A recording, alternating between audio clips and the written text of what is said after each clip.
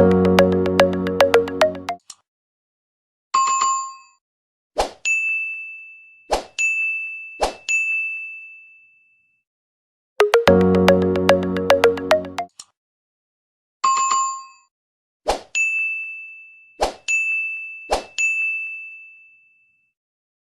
ඔයාලා එකතු වෙන්නේ 2013 අපොස සාමාන්‍ය පෙළ ගණිතයේ ප්‍රශ්න පත්‍රයේ කෙටි ප්‍රශ්නවල පිළිතුරු සාකච්ඡාව සමග මෙන්න මේ වීඩියෝ එකෙන් ඔයාලත් එක්ක සාකච්ඡා කරන්නේ 16 වෙනි කෙටි ප්‍රශ්නේ ඉඳන් 30 වෙනි කෙටි ප්‍රශ්නේ දක්වා වූ කෙටි ප්‍රශ්න ටික.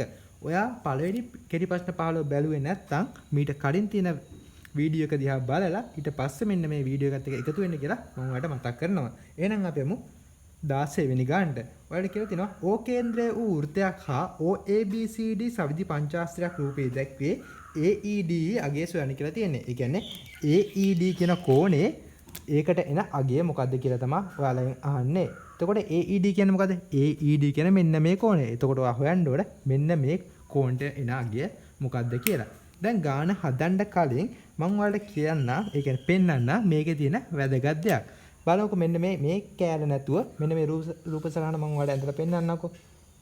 මෙන්න මෙහෙම රූපයක් නේද තියෙන්නේ බලන්න.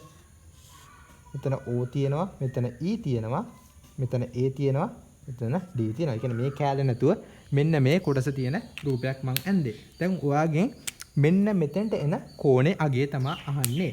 බලන්න මේ රූප සටහන දැක්කහම ඔයාලට යම්කිසි ප්‍රමේයක්, එහෙම නැත්නම් මූලධර්මයක් මතක් වෙනවද කියලා? මොකද්ද මේකට අදාළ ප්‍රමේයක්?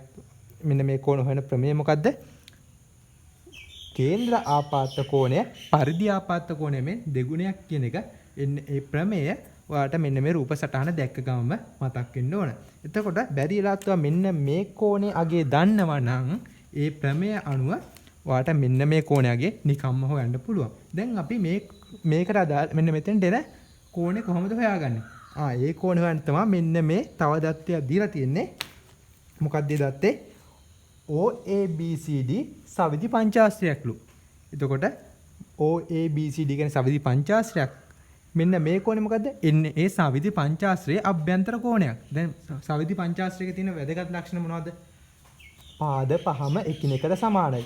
අනිත් ලක්ෂණය මොකද්ද? ඒකේ තියෙන අභ්‍යන්තර කෝණත් එකිනෙකට සමානයි. එතකොට මෙන්න මේ කෝණවල මේ තියෙන අභ්‍යන්තර කෝණ පහේ අගයනොත් එකිනෙකට සමානයි. එතකොට මේ කෝණය මොකද්ද? AOD කියන්නේ මොකද්ද? සවිධි පංචාස්ත්‍රයේ ඇතුලේ තියෙන අභ්‍යන්තර කෝණයක්. දැන් ඔයා මෙන්න මේ ගාන ටිකක් ලියාගත්තා. දැන් ඔයා මෙන්න මේ කෝණේ හොයාගත්තා නම් මම මේකේ මතක් කරපු මූල ධර්මය අනුව භාවිතා කරලා මෙන්න මේ කෝණේ නිකම්ම හොයාගන්න පුළුවන්. දැන් අපි මෙන්න මේ සවිධි පංචාස්ත්‍රයේ මේ අභ්‍යන්තර කෝණයේ අගය කොහොමද හොයාගන්නේ? මම කලින් වීඩියෝ එකක් තියෙනවා. සවිධි මෙන්න මේ වගේ තල රූපයක් තිබ්බොත් සවිධි තල රූපයක් තිබ්බොත් කොහොමද අභ්‍යන්තර කෝණ එකතු හොයන්නේ? මුළු කෝණ එකතු හොයන්නේ කොහොමද? තියෙන පාද ගාන ඉස්සලාම ගණන් කරගන්න. දැන් මේක පාද කීයක් තියෙනවද? සවිධි පංචාස්ත්‍රයක් නිසා පාද 1 2 3 4යි. පංචාස්ත්‍රයක් නිසානේ පාද පහක් තියෙන්නේ. දැන් වටේ තියෙන පාද ටික ගණන් කරගත්තා. පාද කීයද? 5යි. ඉන්නේ ඒකෙන් මොන රූපයක් ආවත් සවිධි තල රූපයක හොයන්න ගියොත් අදාළ පාද ගාන ගණන් කරා. ඒකෙන් ඔයා ඊළඟට දෙකක් අඩු කරන්න. ඊට පස්සේ එන උත්තරේ අංශක 180න් වැඩි කරන්න. මේ තමයි සවිධි පංචාස්ත්‍රයේ අභ්‍යන්තර මුළු කෝණවල එකතුව. දැන් මේක සුළු කරාම වාට කීයක් දෙන්නේ? 5න් 2ක් අඩු කරාම 3යි. 3 වැඩි කිරීම 180. මේක වාට සුළු කරාම වෙනවා අංශක 540යි කියලා. මේ තියෙන්නේ අංශක 540යි ආවේ ABCDO කියන සවිධි පංචාස්ත්‍රයේ අභ්‍යන්තර මුළු කෝණවල එකතුව. දැන් අභ්‍යන්තර කෝණ ඔක්කොම කීයක් තියෙනවද? 1යි 2යි 3යි 4යි 5යි. කෝණ පහක් තියෙනවා. ඒ කෝණම අගයන්ගෙන් සමානයි. එතකොට එක කෝණක අගය හොයන්නේ කොහමද? එක කෝණයක අගය හොයන්නේ කෝණ පහම 540යි නම් එක කෝණයක් පහෙන් බෙදුවා නම් හරි මෙන්න මේ අගය. එතකොට අභ්‍යන්තර කෝණයක අගය පංචාස්ත්‍රය අභ්‍යන්තර කෝණයක අගය කොහොමද හොයන්නේ? මේ 540 කියන එක පහෙන් බෙදුවා නම් හරි. මේක සුළු කරාම ඔයාලට කීය දෙන්නේ? අංශක 108යි කියලා. එතකොට ඔයාලට මෙන්න මේ කෝණය අගයනවා අංශක 108යි කියලා. දැන් ඊට පස්සේ දැන් අපි ඊට කලින් මොකද මේ මුලින්ම කතා කරපු ප්‍රමේය? කේන්ද්‍ර ආපාත කෝණය පරිධි ආපාත කෝණය මෙන් දෙගුණයක්ලු. ඒ කියන්නේ මෙන්න මේ වගේ මේ කෝණය වගේ දෙගුණයක්ලු මෙන්න මේ කෝණට එන අගය. එතකොට ඒ කියන්නේ ඒකේ මොකද්ද කියවෙන්නේ?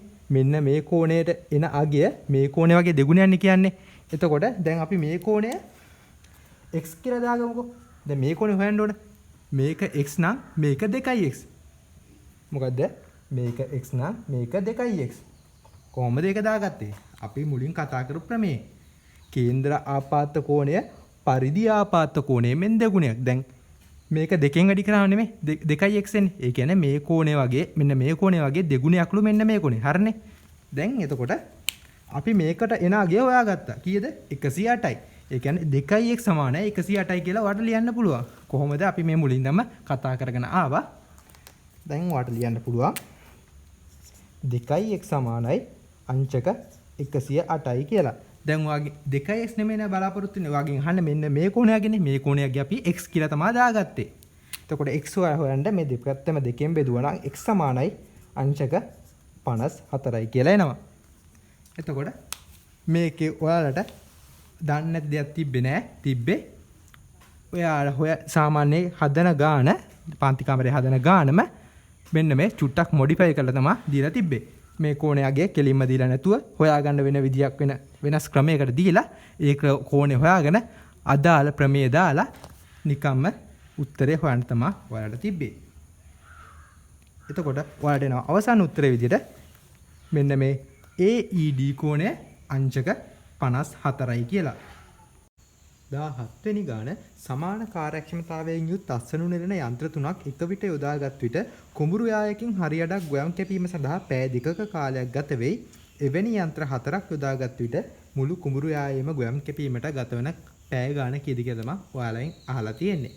දැන් මෙන්න මේ වගේ ගානක් දැක්කොත් ඔයාලා ඉස්සෙල්ලාම මේකේ වැදගත් කරුණු යටින් ඉරක් ගහගන්න. මොකද ඔයාලට මේ ගාන ටිකක් දීර්ඝ නිසා සමහර කරුණු මග ඇරෙන්න තියෙන සම්භාවිතාව වැඩි. ඒක නිසා දැන් මේක කියන පළවෙනි වැදගත් කරුණ මොකද්ද? සමාන කාර්යක්ෂමතාවයෙන් යුත් අස්තර නිරන යන්ත්‍ර තුනක්. යන්ත්‍ර තුනක් යොදාගත්තාම කුඹුරු යායකින් හරි අඩක්. ඒ කියන්නේ මුළු කුඹුරේම මේ ඒකෙන් හරි අඩක් ගොයන් කපන්න පැය දෙකක කාලයක් යනවලු. අහන්නේ එවැනිම සමාන කාර්යක්ෂමතාවයෙන් යුත් යන්ත්‍ර හතරක් යොදාගත්තාම ගතවන පැය ගාන කීයද කියලා. දැන් ඔයා දන්නවා මිනිසුන් දින පැය වගේ තියෙන ගානක ඔය මෙන්න මේ වගේ මුළු කාර්ය හොයන්නේ මොකද්ද? මිනිස් පැය කියන ඒකකයෙන්. දැන් මේකේ මිනිසුන් නෙමෙයි අන්තර්ගත වෙලා තියෙන යන්ත්‍ර කියන එක. ඒක නිසා මේ මුළු කාර්යමයිනේ මොන ඒකකයෙන්ද? යන්ත්‍ර පැය කියන ඒකකයෙන්. එතකොට ඔයාට මුළු කුඹුරේ තියෙන මුළු ගොයම් ප්‍රමාණය කැපීම සඳහා ගතවන වෙලා එහෙමත් නැත්නම් මුළු කාර්යය ඔයාට ලියන්න පුළුවන්. කුඹුරේම ගොයම් කැපීමට සඳහා යන යන්ත්‍ර පැය ගාන ඔයාලට හොයන්න පුළුවන්. කොහොමද? යන්ත්‍ර 3යිලු ඒකෙන් පැය 2ක් යනවලු. හැබැයි තව වැදගත් කරුණක් තියෙනවා. ඒ මොකද්ද? මේක අපි මෙන්න මේ ටික යන්නේ මුළු කුඹුරේම නෙමෙයි. කුඹුරෙන් භාගයක්.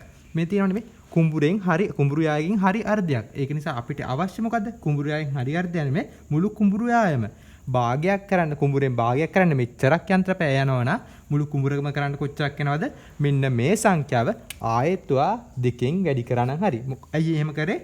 මේ දීලා තිබ්බේ ඉස්සලා යන්ත්‍ර 3යි පැය 2යි. මේ තියෙන්නේ කුඹුරු යායෙන් අර්ධයක් නිම කරන්න යන යන්ත්‍ර පැය ගාන. අපිට අවශ්‍ය කුඹුරෙන් අර්ධයක් නෙමෙයිනේ මුළු කුඹුරටමනේ. මුළු කුඹුරටම නිසා අදාළ මෙන්න මේක දෙකෙන් වැඩි කරා නම් හරි. එතකොට මේක සුළු කරාම වලට එනවා යන්ත්‍ර පැය කීයක්ද? 3 අරක් 2 6යි 6 අරක් 2 12යි කියලා. දැන් ඊට පස්සේ මොකක්ද දාන්නේ? ඊට පස්සේ යන්නේ එවැනිම යන්ත්‍ර හතරක් යොදාගෙන මෙම කුඹුරු යායේ ගොයන් කැපීමට ගත වෙන පැය ගාන කීයද කියලා. ඉතින් අවශ්‍ය යන පැය ගාන ඔයාලට හොයන්න පුළුවන්. මේ ආපු යන්ත්‍ර පැය 12 කියන එක අදාළ යන්ත්‍ර හතරෙන් බෙදුවා නම් ඔයාලට අවසන් උත්තරේ පැය වලින් එනවා. එතකොට අපිට මුළු කාර්යය මොකද්ද? ඒ කියන්නේ මුළු ගොයමම කපන්න කොච්චරක් යනවද? යන්ත්‍ර පැය 12යි. ඉතින් ඒකට අපි යොදාගන්නේ කීයද? යන්ත්‍ර 4යි. එතකොට ඔයාලට අවසන් උත්තරේ එනවා මේක සුළු කරාම මෙන්න මේ මුළු ගොයමම කපන්න යන පැය ගාන කීයද කියලා. 12 බෙදීම 4 3යි කියලා එනවා. මේක අවසන් එකකේ පැය වලින් දාන්න අමතක කරන්න එපා. මොකද අහන්නේ මොකද්ද? ගත වෙන කාලය පැය වලින් හොයන්න කියලා තියෙන. ඒක නිසා පැය 3යි කියලා ලිව්වනම් හරියටම හරි. දැන් එහෙමත් නැත්නම් මේක හදන්න පුළුවන් තව ක්‍රමයක් තියෙනවා. දැන් අපි කලින් හැදුවේ මේ ගාන වගන්ති වලින් ලියන්නේ. දැන් මේක අපි වගන්ති වලින් නැතුව ටිකක් ඒ විදියටම යන සමීකරණ ස්වරූපයෙන් හදන විදියක් ගැන කතා කරමු. දැන් අහන්නේ මොකද්ද? අහන්නේ මේ ගත වෙන පැය ගානේ ඒකනේ ඔයා දන්නේ නැත්තේ. ඒකට අපි VG අකුරක් දාගමු. ඔයා කැමති අකුරක් දාගන්න පුළුවන්. මම කාලයක් පැය කියන්නේ කාලයක් නිසා මම කැපිටල් T අකුර දාගත්තා. පැය සමානයි කැපිටල් T අකුර කියලා දාගත්තා.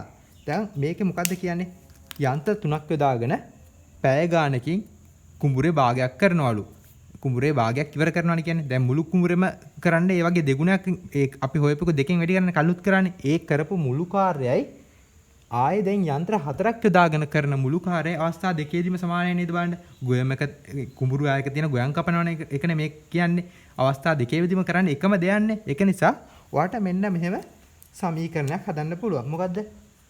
පළවෙනි අවස්ථාවේදී මුළු කුඹුරේ කරපු මුළු කාර්ය දෙවෙනි අවස්ථාවේදී මුළු කුඹුරේ කරපු කාර්යයට සමාන කරන්න පුළුවන්. එතකොට පළවෙනි අවස්ථාවේ මෙන්න මේ යන්ත්‍ර තුනකින් කරපු මුළු කාර්ය කොහොමද හොයන්නේ?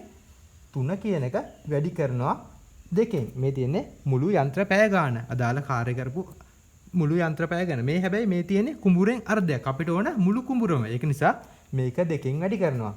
දැන් එතකොට මෙන්න මේ කියන කාර්ය ඔයාට සමාන කරන්න පුළුවන් මෙන්න මේ දෙවෙනි අවස්ථාවේ යන්ත්‍ර හතරක් යොදාගෙන කරන කාර්යයට. එතකොට දෙවෙනි අවස්ථාවේ මුළු යන්ත්‍ර පැය ගාන කොහොමද දෙන්නේ? යන්ත්‍ර හතර කියන එක පැය වලින් වැඩි කරනවා. පැය ගාන තමයි අපි දන්නේ නැත්තේ. ඒක අපි T කියලා දාගත්තා. අපි මෙතනට T කියලා දාගත්තා. මේ තියෙන්නේ පළවෙනි අවස්ථාවේදී කරපු මුළු කාර්ය ටික. ඒ කියන්නේ මුළු කුඹුරම හරිද? මේකේ තියෙන්නේ දෙවෙනි අවස්ථාවේදී මුළු කුඹුරේම කරපු මුළු කාර්ය ටික. දැන් මෙන්න මේ සරල සමීකරණය විසඳුවා නම් ඔයාට ගත වෙච්ච පැය ගාන කීයද කියලා එනවා. මේ පැත්ත සුළු කරාම 12යි කියලා එනවා. මේ පැත්ත එනවා 4යි T කියලා. එතකොට දෙපැත්තම 4ෙන් බෙදුවම T සමානයි 3යි කියලා එනවා. එතකොට අවසන් ඒකකය ඔයා පැය කියන කලිනුත් කිව්වා පැය වලින් ලියන්න කියලා. දැන් බලන්න කලිනුත් අපි මේ දේ වගේ තමයි කරේ.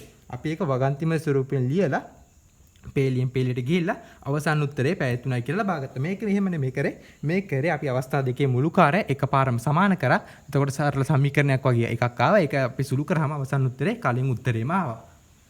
ඔයා ඒ ක්‍රමෙන් හැදුවත් හරි. මෙන්න මේ ක්‍රමෙන් හැදුවත් හරි.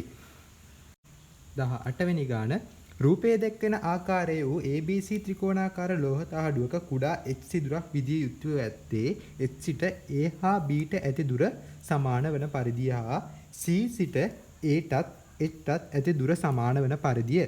පත පිළිබඳ දැනුම භාවිතා කර සිදුර විදිය යුතු ස්ථානයේ සොයා ගැනීමට අවශ්‍ය නිර්මාණ රේඛාවල දල සටහනක් ඇඳ දක්වන කියලා තමයි ඔයාලට කියලා තියෙන්නේ. එතකොට 2013 අවුරුද්දේ විශේෂයක් කරලා තියෙනවා. ඒ මොකද අනිත් අවුරුදු වල සාමාන්‍යයෙන් පත්‍ර ගාන ඔයාලට නිර්මාණය කරන්න ඉන්නේ පොඩක් පේපරේ අන්තිම හරියට. මේක එහෙම නෙමෙයි. මේකේ පේපරේ මැදට ඇවිල්ලා තියෙනවා. ඉතින් අපි බලමු ගාන දිහා. මේ ගාන ගැන කිව්වොත් මේකේ තියෙන්නේ ඇත්තරම ඔයාලා පත පිළිබඳ තියෙනවනේ එක එක පත ලක්ෂයකට සමතුලින් පතය, ලක්ෂ දෙකකට සමතුලින් යන පතය. එන්න ඒ සිංහලෙන් කියන ටික තමයි මේකේ මේ අකුරු වලින් දාලා ඔයාලට පොඩක් පටලවලා තියෙන්නේ. ඔයා පත පිළිබඳ හොඳට දන්නවා නම් ඒක දැනුමක් තියෙනවා නම් මේක අමාරු ගානක් නෙමෙයි. දැන් ඉස්සෙල්ලාම බලමු මොකක්ද කියන්නේ කියලා. වැදගත් කරුණු ටික ඉස්සෙල්ලා අපි ලකුණු කරගමු. ත්‍රිකෝණාකාර ලෝහ තහඩුවක කුඩා H සිදුරක් විදිය යුත්තේ ඒ කියන්නේ මේක මෙන්න මේ ත්‍රිකෝණේ ඇතුලේ තමයි H සිදුර තියෙන්නේ. ඒක තමයි පළවෙනි වැදගත් කරුණ. ලෝහ තහඩුවක් ඒ කියන්නේ ABC ත්‍රිකෝණාකාර ලෝහ තහඩුවක ඒ කියන්නේ මේක ඇතුලේ තමයි ඒක තියෙන්නේ. කුඩා H සිදුරක් විදිය යුතු ඇත්තේ A ට හා B ට ඇති දුර සමාන වෙන පරිදිය.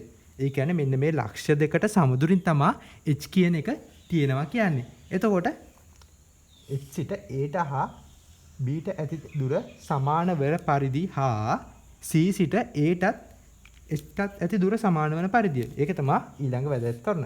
අපි ඒකට යන්න කලින් බලමුකෝ ඉස්සරහදී මෙන්න මේ කරුණ ගැන මේකෙන් කියන එක අපි ඇඳ ගන්න බලමුකෝ.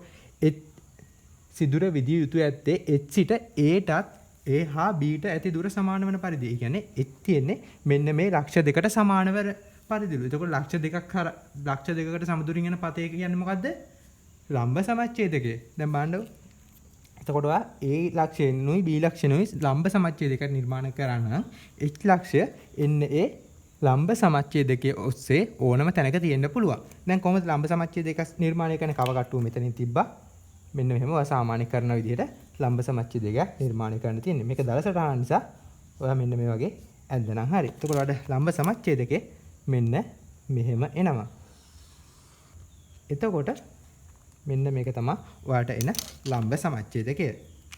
කොහොමද කරන්නේ ආයෙත් කියලා කව කටුව මෙන්න මේ B ලක්ෂයෙන් තිබ්බා. මෙන්න මෙහෙම චාප දෙකක් ගැහුවා. ඒ හැඩය වෙනස් නොකර ආයෙ ඒ ලක්ෂයෙන් තියලා එන්නේ ඒ චාප දෙක කැපෙන පරිදි ගහලා මේ ඡේදන ලක්ෂ හරහා ඡේදන ලක්ෂ දෙක යා කරන රේඛාව තමයි ලම්බ සමච්ඡේදකය කියලා එන්නේ. එතකොට දැන් පළවෙනි මෙන්න මේ කරුණ යටතේ ඔයාට මෙන්න මේ රේඛාව මත ඕනෑම තැනක h ලක්ෂය තියෙනවා කියලා හොයාගන්න පුළුවන්. මොකද h සිට a ට හා b ට ඇති දුර සමානයිලු. ඒ කියන්නේ මේ ලක්ෂය මෙන්න මේ ලම්බ සමච්ඡේදකයේ ඕනෑම තැනක h තියෙන්න පුළුවන්. බලමු දැන් h මෙන්න මෙතන තියෙනවා නම් අපි හිතමුකෝ බැලුවා h මෙතන තියෙනවා කියලා. දැන් h මෙතන තියෙනවා නම් a ඉඳන් මෙතෙන්ට ඇති දුරයි b ඉඳන් මෙතෙන්ට තියෙන දුරයි සමානයිලු. දැන් h මෙතන තියෙනවා කියලා හිතන්නකෝ. මෙතන ඉඳන් මෙතෙන්ට දුරත් මෙතන ඉඳන් මෙතෙන්ට දුරත් සමාන වෙනවා. ඒක නිසා එතනින් දැන් අපි කෑල්ලක් හොයාගත්තා. h තියෙන්නේ මෙන්න මේ රේඛාව මත ඕනෑම තැනක වෙන්න පුළුවන්. හැබැයි අපිට නිශ්චිතවම කියන්න බෑ මේ පළවෙනි කරුණ දිහා බලලා h කොතනද හරියටම තියෙන්නේ කියලා. මේ රේඛාව මත ඕනෑම තැනක තියෙන්න පුළුවන්. කොතනද කියලා හරියට කියන්න බෑ. එතකොට කොතනද තියෙන කියලා හොයාගන්නේ කොහොමද? ඊට පස්සේ කරුණේ. ඊට පස්සේ කරුණ කියන්නේ c සිට a ටත් h ටත් ඇති දුර සමාන වෙන පරිදිලු. ඒ කියන්නේ c මෙන්න මේ ලක්ෂයේ ඉඳන් දැන් a ලක්ෂයටත් මෙන්න මේක මත තියෙන h ලක්ෂයටත් ඇති දුර සමානයිලු. ඒ කියන්නේ මොකද්ද? c ලක්ෂය නිශ්චලයි. මෙන්න මෙතනට තියෙන දුරත් c ලක්ෂය ඉඳන් මෙතනට තියෙන දුරත් c ලක්ෂයේ ඉඳන් මෙන්න මේ h ලක්ෂය මේක මත තියෙන h ලක්ෂයටත් ඇති දුර සමානයිලු. දැන් ඒකෙන් කියන්නේ මොකද්ද? ඒකෙන් කියන්නේ පත පිළිබඳ මොකද්ද? පත දැනුම මොකද්ද ඒකේ? මෙන්න මේ ලක්ෂයකට සමදුරින් තමයි අනිත් ලක්ෂ දෙක තියෙන්නේ. එතකොට ලක්ෂයකට සමදුරින් යන පතේ මොකද්ද? වෘත්තයක්. එතකොට ඔයා මෙන්න මේ c ලක්ෂය තියලා කව කටුවෙන් අරය මෙන්න මේ දුර වෙච්ච වෘත්තයක් නිර්මාණය කරා නම් හරි. අපි c සිට h දුර දන්නේ නැහැ නේ. හැබැයි c සිට a ට තියෙන දුර දන්නවා. ඒ දුරයි මේ c සිට h ට තියෙන දුරයි සමානයි කියනවනේ. එතකොට අරය මෙන්න මේ දුර කරගත්ත වෘත්තයක් ඇඳනම් හරි. සම්පූර්ණ වෘත්තයක් අඳින්න අවශ්‍ය නැහැ. අර්ධ මෙන්න මෙහෙම වෘත්ත ඡාපයක් ඇඳත් ප්‍රමාණවත්. මෙන්න මෙහෙම ඔයාට එනවා. මේක කටුවට ඇඳේ. දැන් එතකොට ඔයාට දැන් මේක අපිට තව දික් කරන්න පුළුවන් නේ. බලන්නකෝ. ලම්බ සමච්ඡේදකේ මෙන් පල්ලෙහාටම දිග අඳින්න පුළුවන් නේ. දැන් එතකොට ඔයාට පේනවා h තියෙන්නේ මෙන්න මේ රේඛාව මත.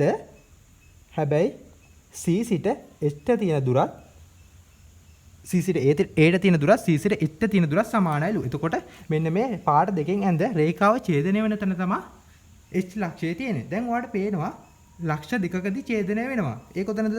මෙන්න මෙතනදී එක තැන අනිත් තැන මෙන්න මෙතන. දැන් ඉන්නේ මේ තැන් දෙකේ තමයි h තියෙන්න ඕන. බලන්නකෝ. මෙතන ඉඳන් c h කියන දුරයි මෙන්න මේ දුරත් සමානයි. එහෙම නැත්නම් මෙන්න මේ දුරයි මෙන්න මේ c a දුරත් සමාන වෙනවා. එතකොට මේ ලක්ෂ දෙකේම h තියෙන්න පුළුවන්. හැබැයි h තියෙන නිවැරදි තැනක් නේ. එක තැනකනේ තියෙන්න ඕනේ h. ඒක කොහොමද හොයාගන්නේ? ගානේ මෙන්න මේ අපි ලකුණු කරගත්ත දත්ත වලින් තමයි h කොතනද තියෙන්නේ කියලා හරියටම තහවුරු කරගන්නේ. ඒ කොහොමද තහවුරු කරගන්නේ? මෙන්න මෙතන තියෙනවා ත්‍රිකෝණාකාර ලෝහ තහඩුවක. එතකොට මෙන්න මේ ලෝහ තහඩුව ඇතුලේ තමයි h තියෙන්නේ. දැන් මේ එක ලක්ෂයක් තියෙන එළියේ. දැන් අපිට උඩින්ම කියලා තියෙන ලෝහ තහඩුවක කියලා. එතකොට ලෝහ තහඩුව ඇතුලේ තමයි h තියෙන්න ඕන. එතකොට ඔයාට අවසන් උත්තරේදී h ලකුණු කරගන්න පුළුවන් මෙන්න මෙතන කියලා. ඒ කොහොමද? උඩින් ඔයාට කලින් කියලා තිබ්බා ලෝහ තහඩුව ඇතුලේ තියෙන්නේ කියලා. එතකොට මේක තියෙන ලෝහ තහඩුව පිටතන ඒක නිසා මේක වැරදි. මෙන්න මේක තමයි හරි ලක්ෂය කියලා ඔයාට අවසාන පිළිතුර විදිහට එනවා. 19 වෙනි ගාන ax ධන 3y සමානයි c සමීකරණයේ y උක්ත කරන්න කියලා තමයි කියලා තියෙන්නේ. එතකොට මෙන්න මේ ගානේ තියෙන වැදගත්ම වචනේ තමයි මෙන්න මේක උක්ත කරන්න කියලා තියෙන්නේ. උක්ත කරන්න කියන්නේ මොකද්ද? මම කලින් වීඩියෝ එකේ කියලා දෙනවා. තනි කරන්න එහෙමත් නැත්නම් ඒකට එන අගය හොයන්න කියලා තමයි මේකේ කියන්නේ. දැන් මේ වගේ ගානක් හදුවා ඉස්සෙල්ලාම කරන්න ඕන මෙන්න මේ උක්ත කරන්න කියන දේ කොතනද තියෙන්නේ බලන්න ඕන. දැන් උක්ත කරන්න කියන්නේ y එකනේ. y තියෙන්නේ මෙන්න මෙතන. අපි ඉස්සෙල්ලාම ලියාගමුකෝ මේක. ax ධන 3y සමානයි c කියලානේ දීලා තියෙන්නේ. දැන් එතකොට y තියෙන්නේ මෙන්න මෙතන කියලා හොයාගත්තා. එතකොට කලින් ඉවරත් මම කියලා තියෙනවා වීඩියෝස් වල මොකද්ද කරන්නේ? මෙන්න මේ y තියෙන දැන් y තියෙන තැන හොයාගත්තනේ. ඒකත් එක්ක තියෙන පදවලට ඒවා කැපිලා යන විදිහට එහෙමත් නැත්නම් අහෝසි වෙන විදිහට වෙලා තියෙන දෙයට ප්‍රතිවිරුද්ධ දේ කරන්න කිව්වා. දැන් මේ තියෙන මොකද 3y තියෙන පැත්තේ තියෙන පද ටික බැලුවා. දැන් 3yට මෙන්න මේ ax තියෙන එක තමයි තියෙන්නේ. දැන් ax මොකක්ද වෙලා තියෙන්නේ 3yට එකතු කරලා තියෙන්නේ. දැන් ඒක අහෝසි වෙන්නේ මොකද්ද කරන්න ඕන? දෙපැත්තටම ax කියන එකක් අඩු කරා නම් හරි. වෙලා තියෙන දෙයට මෙන්න මේ y තියෙන පැත්තේ y තියෙන පැත්ත මෙන්න මේකනේ. ඒ පැත්තේ තියෙන අනිත් පදක් දිහා බැලුවා. දැන් මේකට වෙලා තියෙන්නේ 3y කියන එකට ax කියන එකක් එකතු වෙලා තියෙන්නේ. එතකොට ඒකේ බලපෑම නැති කරන්න මොකද්ද කරන්න ඕන? දෙපැත්තටම ax කියන එකක් අඩු කරන්න ඕන. එකතු කිරීමට ප්‍රතිවිරුද්ධ දේ මොකද්ද? අඩු කරනවා. අන්න එහෙම. එතකොට ඔයාලට ලියන්න පුළුවන් ax ධන 3y සමානයි c කියන තියෙන්නේ. ඒකට මේ ax කියන එකේ බලපෑම නැති වෙන්න දෙපැත්තටම ax කියන එකක් අඩු කරන්න. දැන් සමීකරණයක දෙපැත්තටම සමාන වෙන කරන්න ඕන. යම් කිසි දෙයක් වෙනසක් කරනවා නම් දෙපැත්තටම සමාන වෙන පරිත්තම කරන්න ඕන. එතකොට මෙන්න මේ පැත්ත ax මේ ax ට කැපිලා යනවා. මොකද ධන ax ඍණ ax සුළු වෙනවානේ. එතකොට ඔයාලට එනවා 3y සමානයි c ඍණ ax කියලා. දැන් මොකක්ද තියෙන්නේ? දැන් 3y දැන් y තියෙන පැත්තේ මොකක්ද තියෙන්නේ? 3 කියන එකකින් y කියන එක වැඩි වෙලා තියෙන්නේ. එතකොට ಗುಣ කිරීමකට තියෙන ප්‍රතිවිරුද්ධ දේ මොකද්ද? බෙදීමක්. එතකොට ඔයා කරන්න ඕන මේ 3ෙන් වැඩි වෙලා තියෙන. ඒ කියන්නේ 3ෙන් ගුණ වෙලා තියෙන්නේ. 3ෙන් බෙදුවා නම් හරියටම හරි. එතකොට මේ පැත්තත් අපි 3ෙන් බෙදනවා. මෙන්න මේ පැත්තත් 3ෙන් බෙදනවා.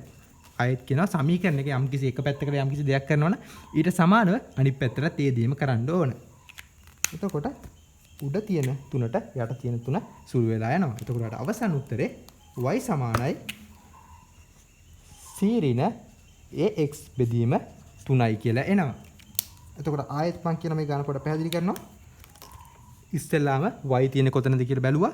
yත් එක්ක තියෙන පද මොනවද වෙලා තියෙන කියලා බැලුවා. දැන් මේ පදේ එකතු කිරීමක් විදිහට තමයි තියෙන්නේ මේ. y කියන එක එකතු කිරීමක් විදිහට y 3yට මෙන්න මේක එකතු කිරීමක් විදිහට තියෙන්නේ. එකතු කරනවා නම් එකතු කරන එකට ප්‍රතිවිරුද්ධ මොකද්ද? අඩු කරනවා. එතකොට මෙන්න මේ පදේ අපි අඩු කිරීමක් විදිහට දෙපැත්තටම දාගත්තා. එතකොට ඒ පදේ කැපිලා ගියා. ඊට පස්සේ තියෙනවා 3y ඉතුරු වෙනවා. 3y කියන එකනේ අපිට y නේ අහන්නේ. y කියන එක 3ෙන් වැඩි වෙලා තියෙන්නේ. එතකොට මොකද්ද කරන්න ඕන? වැඩි කිරීමක ප්‍රතිවිරුද්ධ දේ මොකද්ද? බෙදන්න ඕන. එතකොට y මෙන්න එහෙම අවසන් උත්තරේ එනවා. දැන් අපි මේ ප්‍රතිවිරුද්ධ දේ කරගෙන ගිහලා y අන්තිමට මෙහෙම එකක් ආවනේ. එහෙම නැත්නම් ඔයා කරා නම් දැන් මෙන්න මේකේ සමීකරණ විසඳන විදිහට y ට එනාගේ හෙව්වත් වැරදි නෑ. p ලක්ෂය කියන එක. එතකොට p ලක්ෂයේ y කණ්ඩාංකය මොකද්ද? 3 කියන එක. එතකොට මෙන්න මේ q ලක්ෂයේ y කණ්ඩාංකය මොකද්ද? බිඳුව කියන එක. එතකොට p q ලක්ෂයේ y කණ්ඩාංක වෙනස කොහොමද හොයන්නේ? මෙන්න මේ 3 කියන එක අඩු කරන්න ඕන බිඳුවෙන්. මේ තමයි p q ලක්ෂවල y කණ්ඩාංක වෙනස. එන්න ඒ ලක්ෂවල පිළිවෙලින්ම s කණ්ඩාංක බැලුවොත් p ලක්ෂයේ x කණ්ඩාංකය බිඳුවයි q ලක්ෂයේ x කණ්ඩාංකය 3යි. එතකොට p q ලක්ෂවල s කණ්ඩාංක වෙනස කොහොමද දෙන්නේ? බිඳුව ඍණ 3යි කියලා. එතකොට 3 ඍණ බිඳුව කීයද? 3යි. බිඳුව ඍණ 3 කීයද? ඍණ 3යි. එතකොට මේක ඔයාලා සුළු කරාම අවසන් උත්තරේ විදිහට m සමානයි ඍණ 1යි කියලා එනවා. ඊළඟට මොකක්ද දාන්නේ? ඊළඟට අහන්නේ c හි අගය. දැන් එතකොට CQ මොකද්ද? CQ අන්තක්ඛණ්ඩය කියන එක. අන්තක්ඛණ්ඩය කියන්නේ මොකද? අදාළ සරල රේඛාව මෙන්න මේ y අක්ෂය ඡේදනය වෙන තැන එහෙමත් නැත්නම් y අක්ෂය කපන තැන තියෙන y කණ්ඩාංකයට තමයි C කියන්නේ. එහෙමත් නැත්නම් අන්තක්ඛණ්ඩය කියන්නේ. එතකොට මෙන්න මේ සරල රේඛාව y අක්ෂය කොතනද කපන්නේ? y සමානයි 3 දී තමයි y අක්ෂය කපන්නේ. එතකොට අන්තක්ඛණ්ඩය වලට එනවා C සමානයි 3යි කියලා. මේක තමයි ගොඩක් ළමයි හදන ප්‍රසිද්ධම ක්‍රමය. මම ඊළඟට කියන්න තව ක්‍රමයක් කියලා දෙන්නම් කොනේ. ඒක තමයි මේ දෙවෙනි ක්‍රමය. දැන් අපි ප්‍රධාන ක්‍රමෙන් ගණන් උත්තර හදලා ඉවරයි. එතකොට වඩා m තාවා ඍණ 1 කියලා c තාවා 3 කියලා. බලමු අනිත් ක්‍රමෙනුත් මේ උත්තර ටික හැම වෙනවද කියලා. දැන් මේක බලන්න මෙන්න මෙතන දීලා තියෙනවා සරල රේඛාවේ සමීකරණය y සමානයි ms ධන c කියලා. ඒ කියන y සමානයි ms ධන c කියන්නේ මොකද්ද? y සමානයි ms ධන c කියන්නේ සරල රේඛාවක සාධාරණ ක්‍රමය. ඒ ඕනෙම සරල රේඛාවක් මෙන්න මේ සමීකරණය අනුගමනය කරනවා. දැන් එතකොට මේකේ අපි දන්නේ නැති පද කීයක් තියෙනවද? y කියන්නේ යම් කිසි මෙන්න මේකේ තියෙන ලක්ෂයක්නේ. x කියන එකක් දන්න මොකක් හරි ලක්ෂයක් ආදේශ ගන්න තියෙන්නේ. මෙන්න මේ සමීකරණය අපි දන්නේ නැත්තේ m කියන එකයි c කියන එකයි. එතකොට දන්නේ නැති පද දෙකක් තියෙනවා. දන්නේ නැති පද දෙකක් හොයන්න අවම වශයෙන් සමීකරණ කීයක් ඕනද? දන්නේ නැති දත්ත ගානටම සමාන සමීකරණ ගානක් ඕන ඕනම දෙයක් විසඳන්න. දැන් මේක දන්නේ නැති දත්ත දෙකයිනේ තියෙන්නේ. දත්ත දෙකක් දන්නේ නැති නිසා අවම වශයෙන් වට සමීකරණ දෙකක් තිබ්බනම් ප්‍රමාණවත්. දැන් එතකොට මෙන්න මේකේ තියෙන ලක්ෂණ. දැන් මේ දැන් සමීකරණය අනුගමනය කරනකොට මෙන්න මේ සරල රේඛාව. ඒක නිසා මෙන්න මේ තියෙන සරල රේඛාවේ ඕනෑම ලක්ෂයක් මෙන්න මේ සාධාරණ සමීකරණයට අනුරූප වෙනවා. එතකොට මෙන්න මේ රේඛාව මත තියෙන ඕනම ලක්ෂ දෙකක් අපිට ආදේශ කරලා m කියන එකයි c කියන එකටයි අදාළ සමීකරණ දෙකක් අරගෙන ඒක සමගාමීව විසඳීමෙන් වට m ට එනා ගියයි c ට එනා ගියයි හොයාගන්න පුළුවන්. බලමු මේ කිව්ව දේ අපි ලියලා බලමු. දැන් y සමානයි mx ධන c කියන එකනේ මෙන්න මේ සරල රේඛාවේ සාධාරණ ආකාරය. එතකොට අපි මේ ඉස්සලා p ලක්ෂය සලකමු. අපි මෙන්න මේ p ලක්ෂයේ කණ්ඩාංක මේකට ආදේශ කරලා බලමුකෝ. දැන් p ලක්ෂයේ y කණ්ඩාංකය මොකද්ද? p ලක්ෂයේ y කණ්ඩාංකය තමයි 3 කියන එක. එතකොට සමානයි m අපි දන්නේ නැහැ අපි හැමම ලිව්වා m. එතකොට x මොකද්ද p කණ්ඩාංකේ? x කියන්නේ බිඳුව කියන එකට. එතකොට c කියන්නේ කීයද? c කියන්නේ අපි දන්නේ නැහැ කියලා හිතමුකෝ. c කියලා මෙහෙම කෙලින්ම ලියාගමු.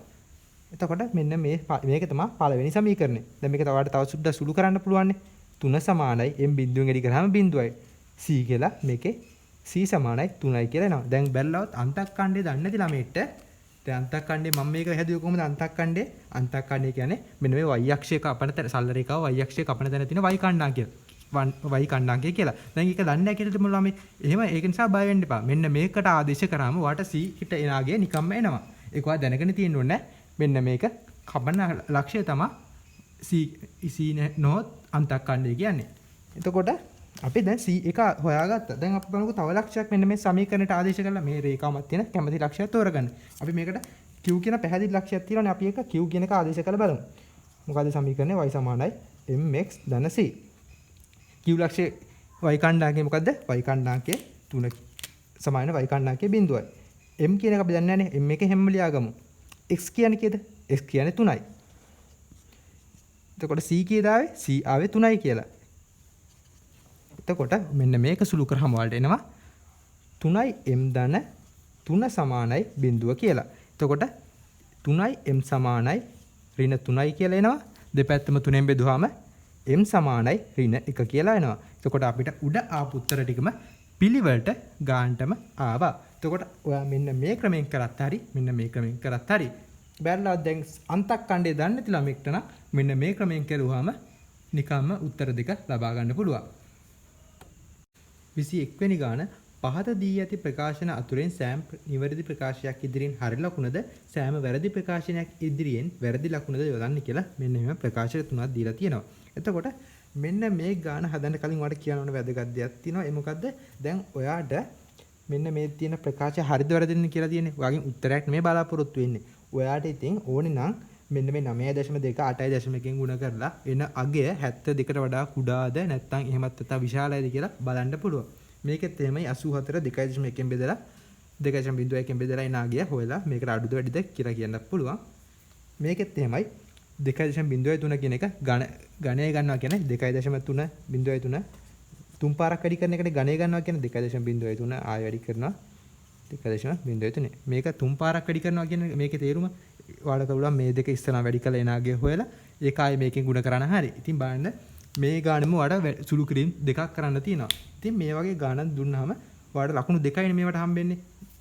ඉතින් මෙන්න මේ ලකුණු දෙක ගන්නවා මෙච්චර වෙලාවක් වැය කරන්න ඕනේ නැහැ. මොකද බලන්නකො මේකේ වැඩි කිරීම එකක් තියෙනවා. මේකේ බෙදන්න එකක් තියෙනවා දෙකයි. මෙතන සුළු කිරීම දෙකක් තියෙනවා. එතකොට ඔක්කොම හතරක් එනවා. එතකොට ඔයා මේ ලකුණු දෙකක් ගන්න මෙච්චර මේ දැන් සුළු කරන්න දැන් ගොඩක් ළමයිට එකපාරට ස්පීඩ් සුළු කරන්න බෑනේ. ඒක නිසා ඔයා මෙන්න මේ වගේ ප්‍රශ්නවලදී තර්කානුකූල තමයි ගාන හදන්න ඕන.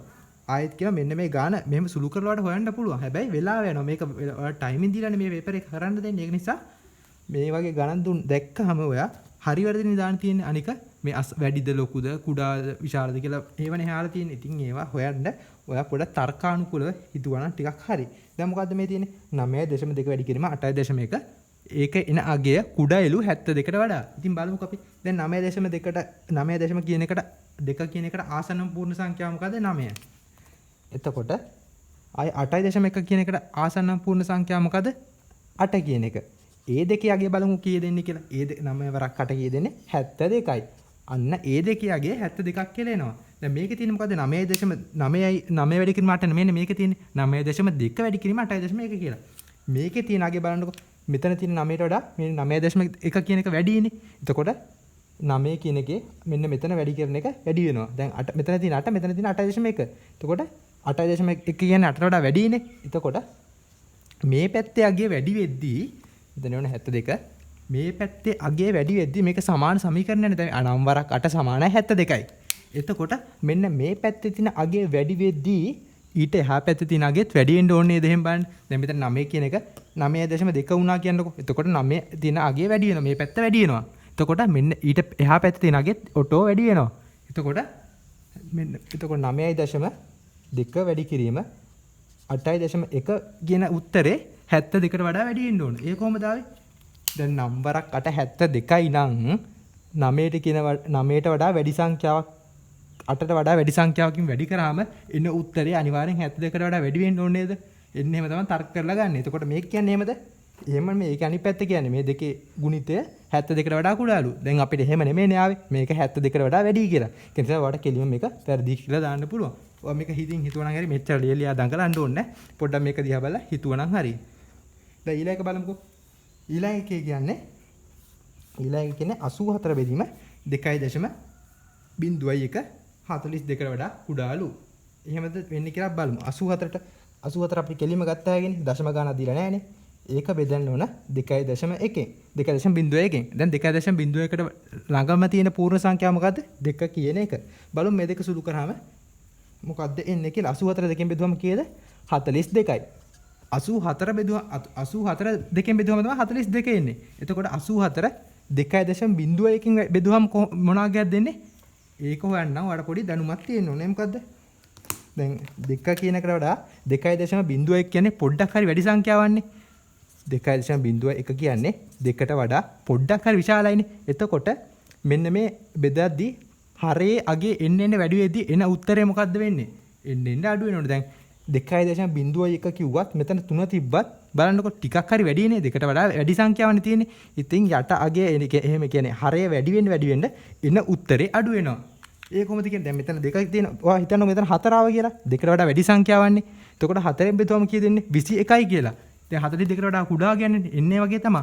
2කට වඩා ටිකක් හරි චුට්ටක් ලොකු සංඛ්‍යාවකින් බෙදුවම මෙතෙන්ට එන අගේ කුඩා වෙන්න ඕනේ. එතකොට මේ කියලා තියෙන දේ හරි නේද බලන්න. 42කට වඩා අඩු වගේක් තමයිනේ. දැන් අපි මෙතනින් තේරුම් ගත්තානේ. එතකොට මෙතනින් ඔයාලට හරි කියලා මේ ප්‍රකාශය එනවා. බලමු ඊළඟ ප්‍රකාශය. දැන් මේ තුන්වෙනි එකේ තියෙන්නේ 2.03 ඝනය කුඩයිලු 8ට වඩා. දැන් 2.03 කියන එකට ආසන්නම් පූර්ණ සංඛ්‍යාව මොකද්ද? ආසන්නම් පූර්ණ සංඛ්‍යාව 2 කියන එක. අපි දෙකේ ඝනය කීයද කියලා බලමුකෝ. දෙකේ ඝනය තමයි 2 වරක් 2 4යි 4 වරක් 2 8යි. දෙකේ ඝනය තමයි 8යි කියලා එන්නේ.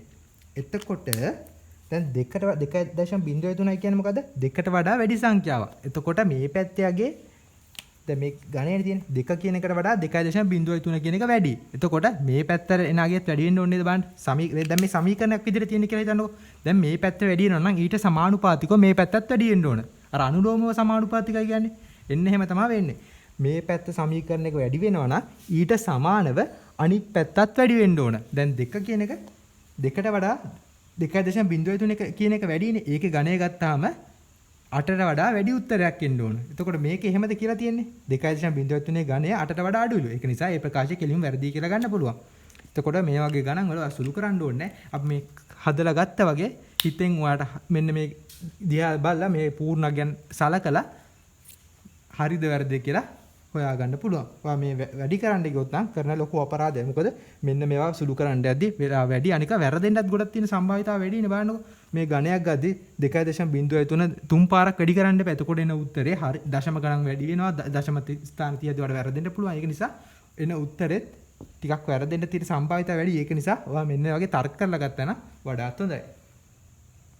22 වෙනි ගාන x ධන y සමානයි 2ද xy සමානයි ඍණ 1ද නම් x වර්ගයේ ධන y වර්ගයේහි අගය සොයන්න කියලා තියෙනවා. ඔයාලා 2014 කෙටි ප්‍රශ්න පත්‍රය හැදුවා නම් ඔයාලට මීට සමීප ගානක් හම්බෙන්න ඇති.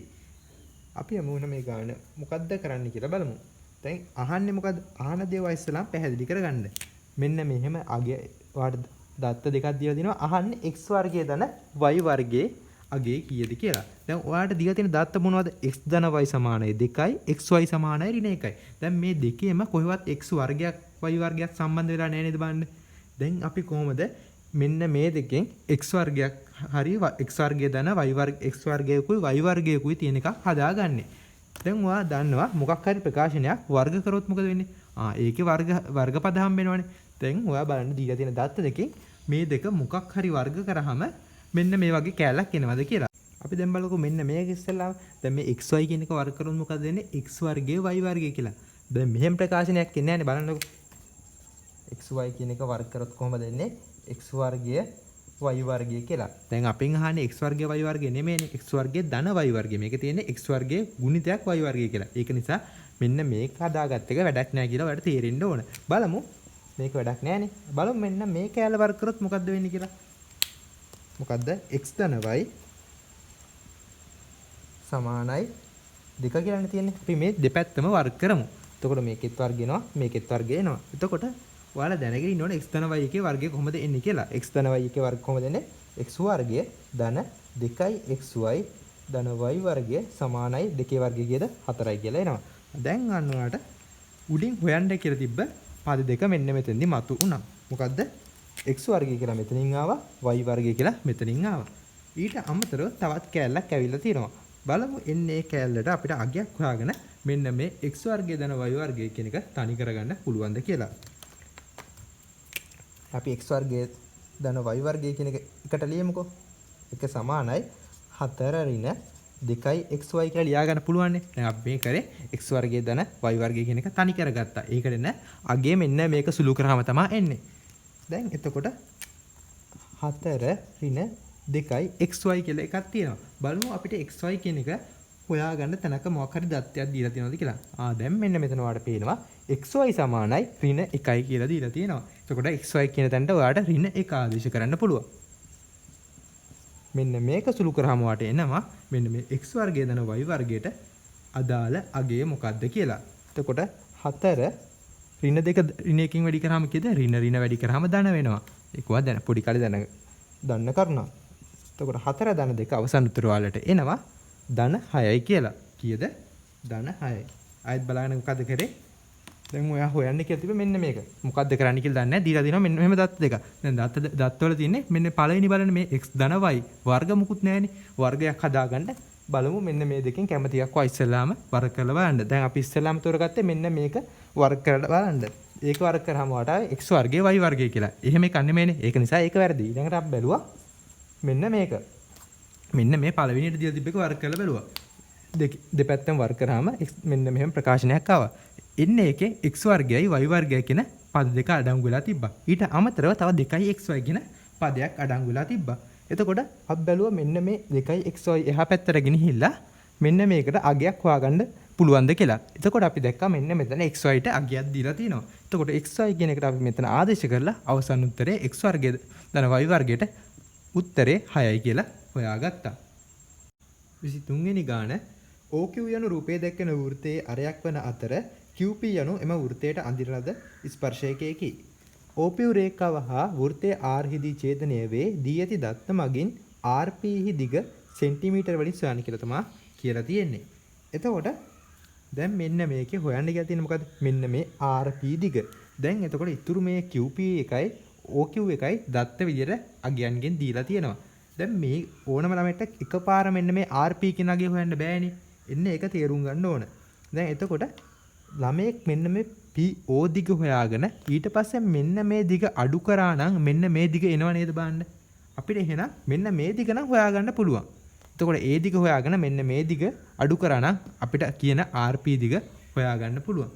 ඒත් ඉතින් මෙන්න මේ OP දිග හොයන්නේ කොහොමද කියලා තමයි ඊළඟට එන ප්‍රශ්නේ. දැන් බැරිලාත් මේක ඍජුකෝණී ත්‍රිකෝණයක් නම් අපිට පයිතගොරස් ප්‍රමේය දාලා මෙන්න මේ OP කියන කර්ණයේ දිග හොයන්න තිබ්බා. ඒත් මේක එහෙම එකක් කියලා මෙහෙම දීලා නැහැ. මේ ඍජුකෝණී කියලා දීලා නැහැ. ඒක නිසා අපිට පයිතගොරස් දාන්නත් බෑ. ඒක නිසා ඔයා මෙන්න මේ ගාන හොඳට කියවලා ගානේ මොනවා හරි වැදගත් කරුණු ටිකක් හොයාගන්න පුළුවන්ද කියලා හොඳට බලන්න. දැන් මොකද්ද කියන්නේ? දැන් ඔයාලට ඉස්සෙල්ලාම පේනවා වැදගත්ම කරුණක් විදියට මොකද්ද? QP යනු එම වෘත්තයට අඳින ලද ස්පර්ශකයක් කියලා. දැන් මේ මොකද්ද? QP කියන්නේ මෙන්න මේ වෘත්තයට අඳින ලද ස්පර්ශකයලු. දැන් ස්පර්ශකයක් කිව්වහම ඔයාලට මතක් වෙන්න ඕන වැදගත් දැන් වෘත්තයකුත් සම්බන්ධ වෙලා මෙන්න මෙහෙම ස්පර්ශකයක් තියෙනවා කිව්වහම මතක් වෙන්න ඕන වැදගත් කරුණු ටිකක්. ඒ මොකද්ද? වෘත්තයේ වෘත්තයට අඳින ස්පර්ශකය වෘත්තයේ ස්පර්ශ කරන ලක්ෂ්‍යයත් වෘත්තයේ කේන්ද්‍රයත් යාකරන රේඛාව අදාළ ස්පර්ශකයට ලම්බ වෙනවා කියන ප්‍රමේය ඔයාට එකපාරට මෙන්න මේ කරුණ දැක්කම මතක් වෙන්න ඕන. අන්න එතකොට ඔයාට මෙන්න මේ කරුණේ මෙන්න මේක ලම්බකයි එහෙමත් නැත්නම් අංශක 90යි කියලා හොයාගන්න පුළුවන්. දැන් ඔයාට කරන්න තියෙන්නේ මේ පොඩි පන්ති වල කරන දෙයක්. ඒ මොකද්ද? පයිතගරස් ප්‍රමේය දාන්න. ඔයාට දැන් ඉතින් මේ මොකද්ද මේ ගාන තියෙන විශේෂත්වය? විශේෂත්වය තියෙන්නේ දැන් ඔයා පන්ති දිහා හදන්නේ මෙන්න මේ ඍජු කෝණී ත්‍රිකෝණයක් දීලා තිනවා. මෙන්න මේ පාද දෙකේ අගයන් දීලා තිනවා. මෙන්න මේ පාදයේ අගය හොයන්න කියලා තමයි දෙන්නේ. දැන් මේකේ එහෙම කෙලින්ම ඔයාට කියලා නැහැ. ඔයාට තියෙන්නේ මෙන්න මේ ත්‍රිකෝණයක් දීලා මෙන්න මේක ඉස්ලාම් දී ඍජු කෝණී ත්‍රිකෝණයක් කියලා ඔයා හොයා ගන්න ඕනේ මේ දීලා තියෙන විස්තර වලින්. ඒකට තමයි මේ වෘත්තයක් කරන් තින්නේ. නැත්නම් වෙන මොකකටවත් නෙමෙයි. ඔයාට චුට්ටක් ගාන පොඩ්ඩක් සංකීර්ණ ගන්න තමයි මෙන්න මේ වෘත්තයක් ඇඳලා දීලා තියෙන්නේ. දැන් අපි මෙන්න මේ OP දිග හොයමු. කොහොමද OP දිග හොයන්නේ? OP වර්ගය සමානයි OQ වර්ගය ධන QP වර්ගය. මොකක්ද හේතුව? මෙහෙම ලියන්න හේතුව පයිතගරස් ප්‍රමේය. එතකොට මෙන්න මේකට ඔයාලට අගයන් ආදේශ කරන්න පුළුවන්. මොකද්ද OP කියන්නේ? OP කියන්නේ තමයි අපි හොයන එක. OP වර්ගය සමානයි OQ කියන්නේ කීයද?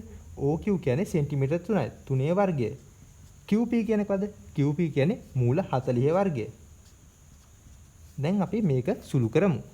OP වර්ගය සමානයි 3 වර්ගය 9යි. මූල 40 වර්ග කරාම කීයද? මූල 40 වර්ග කරාම 40යි කියලා එනවා.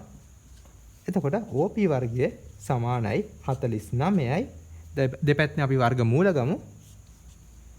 දෙපැත්තෙන් වර්ග මූල ගත්තාම මේ පැත්තෙන් OP එනවා. OP සමානයි ධන හෝරින 7යි කියලා එනවා. මම කියවනේ කලින් වීඩියෝස් වල කියන වර්ග මූලයක් ගද්දී අනිවාර්යෙන් ධන හෝරින අමතක කරන්න එපා. හැබැයි මේක දිගක් නිසා OP කියන්නේ දිග නිසා දිග අනිවාර්යෙන් ධන අගයක් වෙන්න එපා. ඒක නිසා අපි ඍණ අගය සලකන්නේ නැහැ. එතකොට ඔයාලට එනවා OP කීයද? ධන 7යි කියලා. එතකොට ඔයා අහන්නේ මොකද්ද? OP නෙමෙයි අහන්නේ. අහන්නේ මෙන්න මේ RP දිග කීයද කියලා. දැන් මම කියවනේ OP ගෙන් මෙන්න මේ OR කියන දිග අඩු කරා නම් ඔයාට RP වලට එන අගය එනවා. කොහොමද ලියන්නේ? RP සමානයි OP දිගෙන් OR දිග අඩු කරා නම් ගානට ලස්සන්ට උත්තරේ එනවා. දැන් එතකොට OR දිග ඔයාට දීලා නැහැ. දැන් බලමු මෙන්න මේ දීලා තියෙන දත්ත වලින් OR දිග හොයාගන්න පුළුවන්ද කියලා. බලමු. OP රේඛාව හා වෘත්තය R හිදී ඡේදනය වේ. දැන් ඔයාලට පේනවා මේ OQ කියන්නේ OR කියන්නේ වෘත්තයේ අරයන් කියලා. එකම වෘත්තයේ අරයන්නේ. ඒක නිසා අරයන්ගේ අගයන් වෙනස් වෙන්න බෑ. එතකොට මේක සෙන්ටිමීටර් 3යි නම් මෙන්න මේකත් සෙන්ටිමීටර් 3ක් වෙන්න ඕන. මොකද්ද හේතුව? එකම වෘත්තයේ අරයන් නිසා. එතකොට ඔයාලට මෙන්න මේකේ ලකුණු කරගන්න පුළුවන් OR දිග සෙන්ටිමීටර් 3යි කියලා. දැන් අපි OP දිග හොයාගත්තා කීයද? සෙන්ටිමීටර් 7යි කියලා. OR දිග දැන් අපි හොයාගත්තා සෙන්ටිමීටර් 3යි කියලා. එතකොට ඔයාලට ලස්සනට එනවා RP වලට උත්තරේ මොකද්ද? 3න් 7න් 3ක් අඩු කරාම සෙන්ටිමීටර් 4යි කියලා. 24 වෙනි ගාන A හා B යනු නියදි අවකාශයේ අන්‍යෝන්‍ය වශයෙන් බහිස්කාර සිද්ධි දෙකකේ PA සමානයි 3න් 1ද PB සමානයි 4න් 1ද නම් පහත් දැක්වෙන එක් එක් සම්භාවිතා සොයන්න කියලා පළවෙනි ප්‍රශ්නේ ඉදිරියට දීලා තිනවා PA ඡේදනයේ B, දෙවෙනි ප්‍රශ්නය PA මේලේ B කියලා. එතකොට මෙන්න මේ දෙක තමයි ඔයා හොයන්න ඕන. මෙන්න මේ ගානේ දැක්කම ඔයාට පේන ඕන වැදගත්ම වචනයක් තියෙනවා. ඒ මොකද්ද? A හා B යනු නියදි අවකාශයේ අන්‍යෝන්‍ය වශයෙන් බහිස්කාර සිද්ධි දෙක කියන එක තමයි මේකේ තියෙන වැදගත්ම වාක්‍ය වෙන්නේ. මොකද්ද මේකෙන් කියන්නේ? දැන් මේකෙන් කියන දේ තේරුන්නේ නැත්නම් මේක දන්නේ නැත්නම් ඔයා කලින් මෙන්න මේකේ මේ ප්‍රශ්න දෙකටම අනිවාර්යෙන් ඔයාලට උත්තර ලියන්න බෑ. දැන් බහිස්කාර අන්‍යෝන්‍ය වශයෙන් බහිස්කාරය කිව්වොත් අනිවාර්යෙන් ඡේදනයේ බිඳුව වෙනවා. එන්න ඒක ඔයා දැනගෙනම ඉන්න ඕන. නැත්නම් මේ ගාන හදන්න බෑ. එතනින් එහාට මෙන්න මේක හදන්න බෑ කියන්නේ මේක හදන්නත් බෑ කියන එක තමයි. දැන් මොකද අන්‍යෝන්‍ය වශයෙන් දැන් නියදි අවකාශයේ මොකක් හරි සිද්ධි දෙකක් අන්‍යෝන්‍ය වශයෙන් බහිස්කාරය කිව්වොත් ඒකේ ඡේදන කුලකය අනිවාර්යෙන් ශූන්‍ය වෙනවා. එතකොට ඒ කියන්නේ ඡේදනයක් නැහැ කියන එක තමයි අන්‍යෝන්‍ය වශයෙන් බහිස්කාරය කියන්නේ. එතකොට ඔයාලට මේක ලියන්න බලන්න PA ඡේදන B සමානයි බිඳුවයි කියලා. මොකද මෙන්න මේ දීලා තිබ්බ නිසා අන්‍යෝන්‍ය වශයෙන් බහිස්කාර සිද්ධි දෙකක් කියලා දීපු නිසා තමයි මේ PA ඡේදනයේ B සමානයි බිඳුවයි කියලා ඔයා කෙලින්ම ලියුවේ. දැන් දෙවෙනියට මොකක්ද කියන්නේ? දෙවෙනියට කියන්නේ PA මේලේ B හොයන්න කියලා. දැන් PA මේලේ Bට ඔයා සූත්‍රයක් දැනගෙන ඉන්න ඕනේ. ඒ මොකද්ද? PA මේලේ B සමානයි PA ධන PB ඍණ PA ඡේදනය B කියන එක. දැන් ඔයාලට මෙන්න මේක PA දීලා තිනවා. PA 3න් 1යි කියලා දීලා දෙනවා. PB 4න් 1යි කියලා දීලා දෙනවා. PA ඡේදනය B අපි කලින් හොයාගත්ත බිඳුවයි කියලා. මොකද මෙන්න මේ AB කියන කුලක දෙක නියෝජ්‍ය අවකාශයේ අන්‍යෝන්‍ය වශයෙන් බහිස්කාර සිද්ධි දෙකක් නිසා. එතකොට PA කීයද 3න් 1යි PB 4න් 1යි PA ඡේදනය B 0යි කියලා හොයාගත්තා. එතකොට මෙන්න මේ භාග දෙක සුළු කරා නම් ඔයාලට PA මේලේ B ගේ සම්භාවිතාවය එනවා. එතකොට පොදු හරයක් යටතේ ගත්තාම පොදු හරය 12 කියලා ගත්තොත් 4 ධන 3 කියලා එනවා. එතකොට අවසාන උත්තරය ඔයාලට එනවා 7 බෙදීම 12යි කියලා. 25 වෙනි ගාන රූපයේ දී ඇති තොරතුරු භාවිතා කොට AB දිග සොයන්න කියලා තියෙනවා. එතකොට වරහන් ඇතුළේ තව දත්තයක් දෙලා දෙනවා සෑම දිගක්ම සෙන්ටිමීටර වලින් දැක්වේ කියලා. එතකොට ඔයාලට තියෙන්නේ මෙන්න මේක තමයි දත්ත වලින් දත්ත සටහන. දැන් මේක බලන්න ඔයාලට හොයන්න කියලා දෙන්නේ මෙන්න මේ AB දිග කීයද කියලා. දැන් රූප සටහනේ දැක්කහම ඔයාලට දැන් මේකක්වත් ඍජු කෝණ ත්‍රිකෝණ නෙමෙයි පයිතගොරස් ප්‍රමේය මේ දාලවත් මුකුත් කරලවත් හොයන්න බෑ. ඒක පේනවනේ. දැන් මෙන්න මේ ත්‍රිකෝණේ පාද දෙකක් දීලා තියෙනවා. අහන්නේ මෙන්න මේකෙත් තව පාදයක් දීලා තියෙනවා. මෙන්න මේ AB පාදයේ දිග කීයද කියලා තමයි අහන්නේ. දැන් ඔයාලට පේනවා ඔයා දන්න දත්ත ටික ඉස්සෙල්ලාම මේක ලකුණු කරගන්නකො ඉස්සෙල්ලාම හැමදාම කියනවා වගේ ඒක තමයි කරන්න ඕනේ. ඔයාලට පේනවා මෙන්න මේ දෙක සමාන්තර රේඛා දෙකක් මේක තීරයක් රේඛාවෙන් කපලා තියෙන්නේ. අන්න ඉසෙඩ් අකුරක් හදනවා කියලා පේනවා. ඒක නිසා ඒකාන්තර කෝණ මේකේ තියෙනවා කියලා ඔයාලට පේනවා. එතකොට මේ කෝණය අපි y කියලා දාගමුකෝ. එතකොට මේ කෝණේ y නම් මේ කෝණෙත් y කියලා එනවා. මොකද්ද හේතුව? ඒකාන්තර කෝණ. එතකොට මෙන්න මේ කෝණ දෙක සමානයි. දැන් මෙන්න මේ ත්‍රිකෝණේ x කියලා කෝණයක් තියෙනවා. මේ ත්‍රිකෝණෙත් x කියලා කෝණයක් තියෙනවා. මෙන්න මේ ත්‍රිකෝණේ y කියලා කෝණයක් තියෙනවා. මෙන්න මේ ත්‍රිකෝණෙත් y කියලා කෝණයක් තියෙනවා. දැන් බලමු මේ ත්‍රිකෝණය දන්නේ නැත්තේ මෙන්න මේ කෝණය. මෙන්න මේ ත්‍රිකෝණය දන්නේ නැත්තේ මෙන්න මේ කෝණය විතරයි. දැන් ඔයාලට කිව්වොත් මේ කෝණෙට මම මේක මෙන්න මේ තරු සලකුණක් දාන්නකො. මේකෙත් තරු සලකුණ මම මේකේ මුකුත් දාන්නේ නැහැ. දැන් මෙන්න මං කිව්වොත් මෙන්න මේ කෝණ දෙක සමානයි කියලා ඔයා පිළිගන්නවද? ඒක තමයි මං අහන දේ. දැන් මෙන්න මේ කෝණ දෙකේ මෙන්න මේ ත්‍රිකෝණයක අභ්‍යන්තර කෝණ වල එකතුව කීයද? ත්‍රිකෝණයක අභ්‍යන්තර කෝණ වල එකතුව අංශක 180. දැන් මේක අපි මෙන්න මේ කෝණයගේ හොයනවා නම් මොකද්ද කරන්න ඕන? අංශක 180 මෙන්න මේ කෝණ දෙකේ එකතුව අඩු කරා නම් හරි. එතකොට x ධන y නේ. මෙන්න මේ කෝණයට නාගියේ මොකක්ද දෙන්නේ? දැන් මේ කෝණය යම්කිසි ත්‍රිකෝණයේ මුළු කෝණ තුනේ එකතුව අංශක 180යි. මෙන්න මේ කෝණ දෙකේ එකතුව දන්නවා. මේ කෝණයගේ හොයන්න මොකද්ද කරන්න ඕන? 180න් අර දන්න කෝණ දෙකේ එකතුව අඩු කරා නම් හරි. එතකොට මෙන්න මේ කෝණයට එන්නේ මෙන්න මේ අගය. බලමු මෙන්න මේ තරු සලකුණක් දාගත්ත කෝණයට කොහොමද එන්නේ කියලා. ඒක හැදුවම අතෙන් ත්‍රිකෝණයක අභ්‍යන්තර කෝණ වල එකතු 180යි. මෙන්න මේ කෝණ දෙක දන්නවා. මේ කෝණය x මේ කෝණය y. එතකොට මෙන්න මේ දන්න ත්‍රිකෝණය හොයන්න කොහොමද? අංශක 180න් මේ දන්න කෝණ දෙක අඩු කරාම ඒකෙත් එනවා 180 ඍණ x ධන y කියලා. බලන්න අවස්ථා දෙකේදීම කෝණ දෙකටම ආවේ එකම ප්‍රකාශනයක්. එතකොට ඔයාලට තේරෙන්න ඕන මෙන්න මේ කෝණයගේ මේ කෝණට සමානයි කියලා. මොකද මෙන්න මේ කෝණට ආවේ මෙන්න මේ ප්‍රකාශනය. මෙන්න මේ කෝණට ආවේ මේ ප්‍රකාශනය. බලන්න ප්‍රකාශන දෙකම එකයි නේද කියලා. ඉතින් ඒක නිසා කෝණවල අගයන් සමාන වෙන්න ඕන. දැන් ඒක මම අමතර දෙයක් කිව්වේ ඕන ළමයි දැනගෙන ඉන්න ඕන. මොකද ත්‍රිකෝණයක කෝණ දෙකක් සමාන නම් හැම ත්‍රිකෝණ දෙකක් තිබ්බොත් ත්‍රිකෝණ දෙකේ කෝණ දෙක සමානයි නේද? ඊටු කෝණ දෙක අනිවාර්යෙන් සමාන වෙන්න ඕන. ඉතින් මේ කෝණෙට තරු සලකුණක් දැම්ම නම් මට මේ ත්‍රිකෝණයට තරු සලකුණක් දාන්න පුළුවන්. දැන් බලන්න මෙන්න මේ ත්‍රිකෝණයේ තියෙන කෝණ තුනම මෙන්න මේ ත්‍රිකෝණෙත් තියෙනවා. එතකොට ඔයාලට තේරෙනවා මෙන්න මේ ත්‍රිකෝණ යුගලය සමකෝණී ත්‍රිකෝණ වෙනවා කියලා. එතකොට සමකෝණී ත්‍රිකෝණ මතක් වුණාම ඔයාලට තවත් වැදගත් ප්‍රමේයක් මතක් වෙන්න ඕන. ඒ මොකද්ද? සමකෝණී ත්‍රිකෝණ වල පාද අතර අනුපාතය සමානයි කියලා. එතකොට ඔයාලට ලියන්න පුළුවන් මෙන්න මේ x සලකුණ ඉදිරියෙන් තියෙන පාදය AB මෙන්න මේ අනිත් ත්‍රිකෝණයේ x සලකුණට ඉදිරියෙන් තියෙන පාදය මොකද්ද? 15යි කියන එක. ඒ අනුපාතයේ සමානයි මෙන්න මේකේ y අකුරට ඉස්සරහින් තියෙන පාදය 8යි. මෙන්න මේ ත්‍රිකෝණයේ y සලකුණට ඉදිරියෙන් තියෙන පාදය කීයද? 12යි කියලා එනවා. මෙන්න මේ චූටි සුළු කිරීම කරා නම් ඔයාලට AB පාදයේ දිග කීයද කියලා හොයන්න පුළුවන්. එතකොට AB ඔයාලට එනවා 8 බෙදීම 12 වැඩි කිරීම 15 කියලා. මෙන්න මේක සුළු කරා නම් හරි. එතකොට ඔයාලට මෙන්න මෙහෙම කපන්න පුළුවන්. උඩ යටයි 4ෙන් බෙදුවම යටට 3යි කියලා එනවා. උඩට 2යි කියලා එනවා. ආයේ මේ 15 3ෙන් බෙදුවාම ඔයාලට එනවා 5යි කියලා. එතකොට 5 අර 2 කියලා දෙන්නේ සෙන්ටිමීටර් 10යි කියලා. එතකොට AB දිග ඔයාලට එනවා සෙන්ටිමීටර් 10යි කියලා. බලන්න ආයෙ කරපු දේ මම කියලා දෙන්නම්. ත්‍රිකෝණ දෙක මෙන්න එහෙම අසම්පූර්ණ රූප සටහනක් දීලා තිබ්බේ. එතකොට අපි ඉස්සලාම දැක්කා මේකේ ඒකාන්තර කෝණ තියෙනවා කියලා. කෝණ දෙකක් අපි හොයාගත්තා. ඊට පස්සේ අපි හොයාගත්තා මෙන්න මේ කෝණ දෙක සමානයි. දත්ත විදිහට දීලා තිබ්බා මේ කෝණ දෙක සමානයි කියලා. මුකුත් දීලා තිබ්බේ නැත්නම් මෙන්න මේ කෝණේ මෙන්න මේ කෝණේ. ඒක මම ඕනලා මේ දැනගෙන ඉන්න ඕන. මොකද ත්‍රිකෝණයක අපි කෝණ දෙකක් සමාන නම් කෝණ දෙකක් සමානයි. ඊටු කෝණ දෙක අනිවාර්යෙන් සමාන වෙන්න ඕන කියලා දැනගෙන ඉන්න ඕන. මම ඉතින් ඒක එනවා කියලා මෙන්න මෙහෙම වෙනව හදලා පෙන්නුවා. ඊට පස්සේ අපි ගියා මෙන්න මේකට. මොකද්ද? අපි මේක හොයාගත්තා සමකෝණී ත්‍රිකෝණ යුගලක් කියලා. සමකෝණී ත්‍රිකෝණ යුගලක් නිසා ඔයාලට මෙන්න මේ තියරි එක දාන්න පුළුවන්. මොකද්ද? සමකෝණී ත්‍රිකෝණයක පාද අතර අනුපාත සමානයි කියන එක. එතකොට අපි මෙන්න මේ x කෝණේ ඉදිරියෙන් තියෙන මෙන්න මේ ත්‍රිකෝණ ඉස්සලම සැලකුවා. මෙන්න මේ ත්‍රිකෝණේ එන්න ඒ ත්‍රිකෝණේ x කියන කෝණයට ඉදිරියෙන් තිබ්බ පාදය තමයි AB කියන්නේ. AB කියන පාදයක් බෙදුවා මෙන්න මේ අනිත් ත්‍රිකෝණේ x කියන කෝණේ ඉදිරියෙන් තියෙන පාදය. මොකද්ද? 15. ඊට පස්සේ ඒක අනුපාතය සමාන කරා මෙන්න මේ y කියන කෝණේ ඉස්සරහ තියෙන පාදය කියන්නේ 8යි.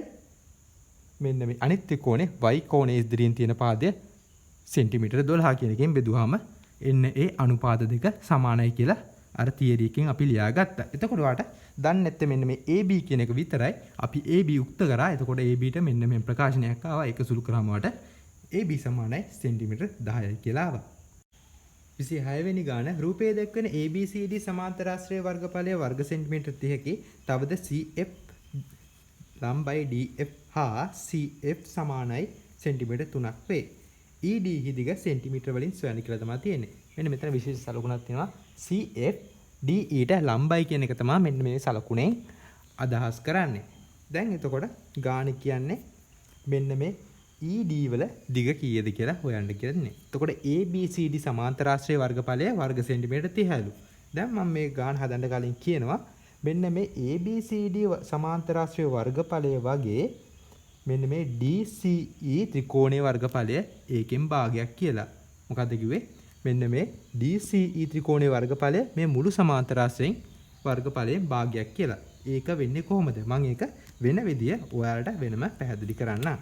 දැන් මේ සටහනම අපි කටුවට ඇඳගමුකෝ මෙන්න මේ වගේ රූප සටහනකින්. දැන් මෙන්න මේ සමාන්තරාශ්‍රය තමයි අපි ABCD කියලා මේ සමාන්තරාශ්‍රය දාගමුකෝ. ඒක ඇතුළේ මෙන්න මේ වගේ ත්‍රිකෝණාකාර මේක එහෙම කියලා තියෙනවා. මේ රූපෙම නෙමෙයි මම මේ වෙන රූපයක මෙන්න මේ සමාන්තරාශ්‍රය වර්ගඵලය මෙන්න මේ ඒකෙන් භාගයක් තමයි මෙන්න මේ ත්‍රිකෝණයේ වර්ගඵලය කියලා පෙන්වන්න යන්නේ. දැන් බලන්න ABCD සමාන්තරාශ්‍රයේ වර්ගඵලය කොහොමද හොයන්න බලන්න. ඒක හොයන්නේ දැන් අපි මෙන්න මේ AB පාදයේ දිග A කියලා දාගමු. එතකොට මෙන්න මේ සමාන්තර රේඛා දෙක අතර ලම්බ දුර h කියලා දාගමු. මොකද්ද? මේ සමාන්තර රේඛා දෙක අතර ලම්බ දුර h කියලා දාගමු. එතකොට ABCD සමාන්තරාශ්‍රයේ වර්ගඵලය හොයන කොහමද? මෙන්න මේ ආධාරක පාදයක දිග වැඩි කරනවා ලම්බ උසෙන්. එතකොට මේක වර්ගඵලය එනවා AH කියලා. එතකොට ඊළඟට බලමු ABF ත්‍රිකෝණයේ වර්ගඵලය කොහොමද දෙන්නේ කියලා. ත්‍රිකෝණික වර්ගඵලය කොහොමද හොයන්නේ? භාගය වතාවක් ආධාරකය වැඩි කරනවා ලම්බ උසෙන්. මොකද්ද? භාගය වතාවක් ආධාරකයේ තියෙන සෙන්ටිමීටර A කියන එකේ ලම්බ උස h කියලා එනවා. එතකොට බලන්න අපිට මේ උඩ ආපු සමාන්තරාශ්‍රයට දැන් මේකට ආවනේ වර්ගඵලයට ප්‍රකාශනයක්. මොකද්ද? AH කියලා. දැන් මේකේ මෙන්න මේ ත්‍රිකෝණයට ආපු වර්ගඵල ප්‍රකාශනය මොකද්ද? මෙන්න මේ භාග්‍ය වතාවක් AH කියලා. බලන්න මේකේ වර්ගඵලය AH නම් මේ ත්‍රිකෝණේ වර්ගඵලය මේකේ වගේ භාගයක් කියලා පේනව නේද?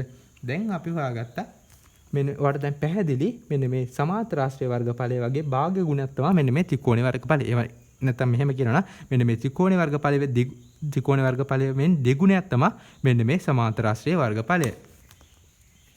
දැන් එතකොට ඔයාලට කියනවා නම් ABCD සමාන්තරාශ්‍රය වර්ගඵලය සෙන්ටිමීටර 30ක් කියලා. එතකොට මෙන්න මේ DCE ත්‍රිකෝණයේ වර්ගඵලය කීයද දෙන්නේ? DCE ත්‍රිකෝණයේ වර්ගඵලය වාට එනවා වර්ගඵලය සමානයි මෙන්න මේ මුළු සමාන්තරාශ්‍රය වර්ගඵලයෙන් භාගයක් කියලා. බලන්න මෙතන අපිට ඔප්පු වුණානේ සමාන්තරාශ්‍රය වර්ගඵලය AH නම් ත්‍රිකෝණයේ වර්ගඵලය ඒ වගේ භාග්‍ය ගුණයක් මේ. එතකොට සමාන්තර ආශ්‍රය වර්ගඵලය සෙන්ටිමීටර 30 නම් මෙන්න මේ ත්‍රිකෝණයේ වර්ගඵලය ඒකේ වගේ භාග්‍ය ගුණයක්. දෙකකින් එකකින් වැඩි කරා නම් හරි. එතකොට මේකෙන් එනවාට සමාන්තර ආශ්‍රය වර්ගඵලය වර්ග සෙන්ටිමීටර 15යි කියලා. එතකොට ආයෙත් කියන මෙන්න මේ කෑල්ල මේ ගානට අදාළ නැහැ. මම වෙනම දත්ත සටහනක් ලකුණු කරලා මෙන්න මේ සමාන්තර ආශ්‍රය වර්ගඵලය ත්‍රිකෝණයේ වර්ගඵලය මේ දෙගුණයක් කියලා තමයි පෙන්වුවේ. එතකොට දැන් අපිට ආව මෙන්න මේ ත්‍රිකෝණයේ වර්ගඵලය DCE ත්‍රිකෝණයේ වර්ගඵලය වර්ග සෙන්ටිමීටර 15යි කියලා. දැන් අහන්නේ මොකද්ද? DE දිග හොයන්න කියලා. දැන් මේ ත්‍රිකෝණයේ වර්ගඵලයයි මෙන්න මේ DE අතර තියෙන සම්බන්ධය මොකද්ද? මෙන්න මේ ත්‍රිකෝණයේ වර්ගඵලය හොයන්න කොහමද? මම කලින් කිව්වා භාග්‍යවතාවක් ආධාරකය වැඩි කරනවා ලම්බ උසෙන්. දැන් අපිට ආධාරක පාද විදිහට මේක ගන්නත් පුළුවන්. දැන් මේකේ ඔයාලට ලම්බ උසක් දීලා නැහැ. ලම්බ උස හොයන්න විදියක් නැහැ. හැබැයි මෙන්න මේක ආධාරක පාද විදිහට ගත්තොත් මොකද බලන්න? එන්නේ ආධාරක පාදයට ලම්බ උසක් දීලා තියෙනවා. එතකොට ත්‍රිකෝණයේ වර්ගඵලය වලට නිකම්ම හොයන්න පුළුවන්. එතකොට ඔයාලට DE කියන එකත් සම්බන්ධ කරගන්න පුළුවන්. එතකොට අපිට මේ ආපු ත්‍රිකෝණයේ වර්ගඵලය සමාන කරන්න පුළුවන්. කොහොමද ත්‍රිකෝණයේ වර්ගඵලය හොයන්නේ? භාග්‍යවතාවක් ආධාරක පාදය මොකද්ද? DE කියලා අපි තෝරගත්තේ. DE වැඩි කරනවා ලම්බ උස. මෙන්න මේ ලම්බ උස. ලම්බ උස කියන්නේ අදාළ ආධාරක පාදයට ත්‍රිකෝණයේ ශීර්ෂයත් අතර තියෙන ලම්බ දුරට තමයි ලම්බ උස කියන්නේ. එතකොට ලම්බ උස වෙනවා සෙන්ටිමීටර් 3ක් කියලා. ඒක සමානයි මෙන්න මේ හැම තමයි ඉන්නේ ත්‍රිකෝණයේ වර්ගඵලය වෙන්නේ. DCE ත්‍රිකෝණයේ වර්ගඵලය හොයන්නේ මෙන්න මෙහෙම. දැන් අපි හොයාගත්ත කලින් DCE ත්‍රිකෝණයේ වර්ගඵලය වර්ග සෙන්ටිමීටර 15යි කියලා. ඒක නිසා මෙන්න මේ කැලවට වර්ග සෙන්ටිමීටර 15ට සමාන කරන්න පුළුවන්. අන්න බලන්න ඔයාට දැන් මෙන්න මේ ප්‍රකාශනය ඔයා දන්නේ නැත්නම් මෙන්න මේ DE කියන කැලල විතරයි. ඒතුළු ඔක්කොම ටික සංඛ්‍යා ඉලක්කම් තියෙන්නේ. ඒක සුළු කරාම ඔයාට DE වලට එන්නේ කීයද කියලා හොයාගන්න පුළුවන්. දැන් එනවා DE වැඩි කිරීම 3 බෙදීම 2 සමානයි 15 කියලා. එතකොට මේක DE සමානයි 15 වැඩි කිරීම 2 බෙදීම 3යි කියලා. එතකොට අවසාන උත්තරේ මේක සුළු කරාම DE සමානයි 15 3 බෙදුවම 5යි 5 2 10යි සෙන්ටිමීටර් කියලා එනවා. ආයෙ බලන්න මම ඔයාලට ගාන පැහැදිලි කරන්න. මෙන්න මේ සටහන මේ ගානට අදාළම නැහැ. මේ ගාන හැදුවේ අපි මෙන්න මේ ටිකෙන් තමයි මේ ගාන හැදුවේ. මේ ගානේ යම් කිසි කෙනෙක් මේ කෑල්ල හොයාගන්න තමයි මම මේ වෙනම ඔයාලට ඔප්පු කරලා පෙන්නුවේ. මෙන්න මේ සමාන්තර ආශ්‍රයක වර්ගඵලය මෙන්න මේ ත්‍රිකෝණේ වර්ගඵලය මෙන් දෙගුණයක් කියලා. ඒක තමයි දැන් මේ හොයලා පෙන්නුවේ. ඒකෙන් තමයි අපි මේ කෑල්ල වලට පෙන්නුවේ. ඔයා මේක දන්න කෙනෙක් කෙලින් මෙහෙම ලිව්වට ඇති. මම මේක දන්නේ නැති ළමයින්ට තේරෙන්න තමයි මෙන්න මෙහෙම අරන් පෙන්නුවේ. එතකොට ත්‍රිකෝණේ වර්ගඵලය වර්ග සෙන්ටිමීටර 15යි කියලා හොයාගත්තා. ත්‍රිකෝණේ වර්ගඵලය හොයන්න කොහමද? ආධාරක වැඩි කරනවා ලම්බ උසෙන්.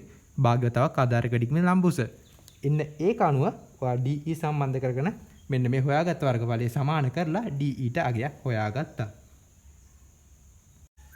27 වෙනි ගාන රූපයේ අඳුරු කර ඇත්තේ අරය R හා 2R වූ ඒකකේන්ද්‍රීය වෘත්ත දෙකකින් මායුම් පෙදෙසකි. අඳුරු කර ප්‍රදේශයේ වර්ගඵලය වර්ග ඒකක 12යි පයි නම් R හි අගය සොයන්න කියලා ඔයාලට කියලා තියෙනවා. එතකොට මෙන්න මේක තමයි ඔයාලට අඳුරු කරලා දීලා තියෙන ප්‍රදේශයේ සහිත රූපය.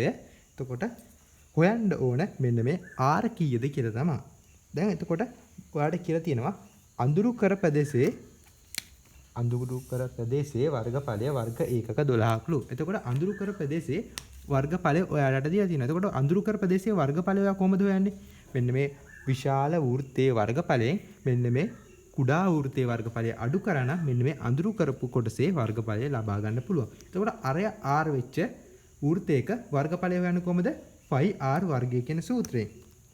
එතකොට අපි මෙන්න මේ වෘත්තයේ වර්ගඵලය A කියලා ගත්තොත් කොහොමද හොයන්නේ? අඳුරු කර කොටසේ වර්ගඵලය 5 විශාල වෘත්තයෙන් පොඩි වෘත්තයේ වර්ගඵලය අඩු කරන්න කිව්වේ. එතකොට විශාල වෘත්තයේ වර්ගඵලයට දාන්නේ 5R වර්ගය. විශාල වෘත්තයේ අරය කීයද? 2R. එතකොට මෙතන 2R වර්ගය ඍණ කුඩා වෘත්තයේ වර්ගඵලය හොයද්දී 5R අරය මොකද්ද? R කියන එක 5R වර්ගය. එතකොට ඔයාලට දීලා තියෙනවා මේකේ වර්ගඵලය කීයද? 12යි පයි කියලා. එතකොට මෙන්න මේක වර්ගඵල වලට සමාන කරන්න පුළුවන් 12යි පයි කියන එකට. එතකොට 5 2R ගේ වර්ගය කීයද? 4R වර්ගය. ඍණ 5R වර්ගය. 12යි පයි සමානයි මේකින් 4යි 5R වර්ගය ඍණ 5r වර්ගය කියලා එනවා. එතකොට 4යි 5r වර්ගයෙන් 5r වර්ගය කළු කරාම කීයද එන්නේ? 3යි 5r වර්ගය කියලා. එතන එනවා 12යි 5 කියලා. එතකොට දෙපැත්තෙම 5 අකුරු දෙකක් තියෙන නිසා ඔයාලට මෙන්න මේ 5 අකුරු කපලා දාන්න පුළුවන්. එතකොට ඔයාලට එනවා මොකද්ද? 12 සමානයි 3යි r වර්ගය කියලා. දෙපැත්තම අපි 3ෙන් බෙදුවොත් r 4 සමානයි r වර්ගය කියලා එනවා. එතකොට දෙපැත්තම අපි වර්ගමූල ගත්තනම් r ට අගයක් ලබා ගන්න පුළුවන්. එතකොට මේ පැත්ත වර්ගමූලය ගමු. මෙන්න මේකෙත් වර්ගමූලය ගමු. එතකොට r සමානයි ධන හෝරින 2යි කියලා එනවා. මොකද්ද? r සමානයි ධන හෝරින 2යි කියලා එනවා. එතකොට r කියන්නේ මොකද්ද? අරයක්. එතකොට අරයක් කියන්නේ දිගක්නේ. දිගක් නිසා ධන අගයක් විතරයි එන්නේ. ඍණ අගයක් එන්න බෑනේ. ඒක නිසා අපි මේ ඍණ අගය සලකන්නේ නැහැ. එතකොට අවසාන උත්තරේ වලට එනවා r සමානයි 2යි සෙන්ටිමීටර් කියලා. 28 වෙනි ගාන රූපයේ දැක්කෙන වෘත්තයේ d හිදී ඇඳි ස්පර්ශකය DC වේ. දී ඇති දත්ත භාවිතයෙන් x අගය සොයන කියලා ඔයාලට මෙන්න මෙහෙම රූප සටහනක් දීලා තියෙනවා. එතකොට දත්ත විදිහට කියන්නේ මොකද? දත්ත විදිහට කියන්නේ මෙන්න මේ DC කියන්නේ ස්පර්ශකයල්ලු. තව දීලා තියෙනවා මෙන්න මේ කෝණේ අංශක 65යි මෙන්න මේ කෝණේ අංශක 20යි කියලා. තව මෙන්න මේ රේඛා දෙක ඒ කියන්නේ BD රේඛාව AC රේඛාවට සමාන්තරයි කියලා දීලා තියෙනවා. දැන් අපි බලමු සුපුරුදු පරිදි කොහොමද මේකේ දත්ත ලකුණු කරගන්නේ කියලා. දැන් මෙන්න මේ පේනවා නේද BD රේඛාව AC ට සමාන්තරයි කියලා. මෙන්න මේ එතකොට AD කියන්නේ තීරයක් රේඛාවක්. එතකොට ඔයාලට මෙන්න මේ කෝණය මෙන්න මේ කෝණයට සමාන කරන්න පුළුවන්. මොකද හේතුව ඒකාන්තර කෝණ. එතකොට මෙන්න මේ කෝණේ අංශක 20යි නම් මෙන්න මේ කෝණෙත් අංශක 20ක් වෙනවා. හේතුව මොකද්ද? ඒකාන්තර කෝණ. දැන් මේ රූප සටහන දිහා බැලුවාම ඔයාලට තවත් ප්‍රමේයක් මතක් වෙන්න ඕන. ඒ මොකද්ද? දැන් ඔයාලට හොයන්න තියෙන්නේ මෙන්න මේ x කියන එක. දැන් x එකපාරට බැලුවෙන් හොයන්න අමාරුයිනේ. දැන් අපි රූප සටහන දිහා බලලා චුට්ටක් බලමු. මොකද්ද මේකේ තව කරගන්න පුළුවන් කියලා. දැන් ඔයාලට පේනවා මෙන්න මේ DC කියන්නේ ස්පර්ශයක් කියලා දීලා තියෙනවානේ. එතකොට මෙන්න මේක කියන්නේ AC AD කියන්නේ ජායක් වෙනවා. වෘත්තය කියන්නේ වෘත්තයේ තියෙන ජායක් තමයි AD කියන්නේ. එතකොට මෙන්න මේ ස්පර්ශකයි ජායයි දැක්කම ඔයාලට යම් කිසි ප්‍රමේයක් මතක් වෙන්න ඕනේ. ඒ මොකද්ද? වෘත්තයකට අදිලද ස්පර්ශකයත් ස්පර්ශක ජායත් අතර තියෙන කෝණය ඒකාන්තර වෘත්තඛණ්ඩයේ කෝණයට සමාන වේ කියන ප්‍රමේය මතක් වෙන්න ඕන. ඒ කියන්නේ වෘත්තයකට අදින ලද ස්පර්ශකයත් ස්පර්ශක රක්ෂයේදී අදින ලද ජායත් අතර පිහිටි කෝණය ඒකාන්තර වෘත්තඛණ්ඩයේ කෝණයට සමාන වේ කියන ප්‍රමේය අනුව දැන් මෙන්න මේ කෝණ දෙක සමානයි කියලා ගන්න පුළුවන්. එතකොට මෙන්න මේ කෝණය x නම් අපිට ADC කියන කෝණය සමානයි x කියලා ගන්න පුළුවන්. මොකක්ද හේතුව? මම කලින් කිව්වා අර ප්‍රමේය මොකද? වෘත්තයක අඳිනද ස්පර්ශකයත් ස්පර්ශක ලක්ෂයේදී අඳිනද ජායත් අතර පිහිටි කෝණය ඒකාන්තර වෘත්තඛණ්ඩයේ කෝණයට සමානයි කියන ප්‍රමේය. එතකොට මෙන්න මේ කෝණය x නම් මේ කෝණෙත් x කියලා ගන්න පුළුවන්. එතකොට ඔයා ගත්ත හේතුව මේ වරහන් ඇතුලේ ලියන්න. දැන් එතකොට අපි මේක x කියලා හොයාගත්තනේ. දැන් අපි මෙතන x තේනාගිය මෙන්න මෙතනින් හුවත් හරිනේ. ඒකම x කියන්නේ එකම x අකුරුනේ. ඉතින් ඔයා දන්න දැන් මේ ත්‍රිකෝණයක් තියෙන්නේ. ත්‍රිකෝණේ කෝණ දෙකක් දන්නවා. එක කෝණයයි දන්නේ නැත්තේ. දැන් මේ කෝණ හොයන්න කොහොමද? ත්‍රිකෝණයක අභ්‍යන්තර කෝණවල එකතුව අංශක 180යි කියන ප්‍රමේය දැම්මම ඔයාට මේ x වලට එනගේ නිකම්ම හොයාගන්න පුළුවන්. එතකොට අපි මේ ප්‍රමේය අනුව ලියමු x ධන අංශක 20 ධන අංශක 65 සමානයි අංශක 180යි. මොකද හේතුව ත්‍රිකෝණයක අභ්‍යන්තර කෝණවල එකතුව අංශක 180යි කියන එක. එතකොට x ධන අංශක 85 සමානයි අංශක 180. එතකොට මේක සුළු කරාම වඩා අවසාන උත්තර විදිහට එනවා x සමානයි 180න් 85 කඩු කරාම අංශක 95යි කියලා. 29 වෙනි ගාන මෙන්න මෙහෙම ප්‍රකාශයක් දීලා පළවෙනි ප්‍රශ්න විදිහට ආගේ ඒක අගය හොයන්න කියලා තිනවා. දෙවෙනි ප්‍රශ්න විදිහට ඉහත සෙවූ සංඛ්‍යාව ද්විමේය සංඛ්‍යාවක් ලෙස ප්‍රකාශ කරන්න කියලා තියෙනවා. ඒ කියන්නේ මෙන්න මේ ප්‍රකාශයේ උත්තරය කියලා සංඛ්‍යාවක් එනවනේ. එන්නේ සංඛ්‍යාව ද්විමේය සංඛ්‍යාවක් විදිහට ප්‍රකාශ කරන්න කියලා තියෙනවා. ගාන හදන්න කලින් මම පොඩි දෙයක් කියලා දෙන්නම්. ඒ මොකද සමහර ළමයි දන්නේ මෙන්න මේ වගේ දර්ශක එහෙම නැත්නම් දෙකේ බල කිසියම් සංඛ්‍යාවක බලයක් දීලා තිබ්බොත් ඒවා ප්‍රසාරණය කරලා උත්තරේ ගන්න. දැන් 2 3 කියන එක කොහොමද ලියන්නේ? 2 3 කියන එක වල ලියන්න පුළුවන් ප්‍රසාරණය කරන්න පුළුවන්. ඒ මොකද්ද? කොහොමද? 2 කියන එක 3 පාරක් ගුණ කරනවා.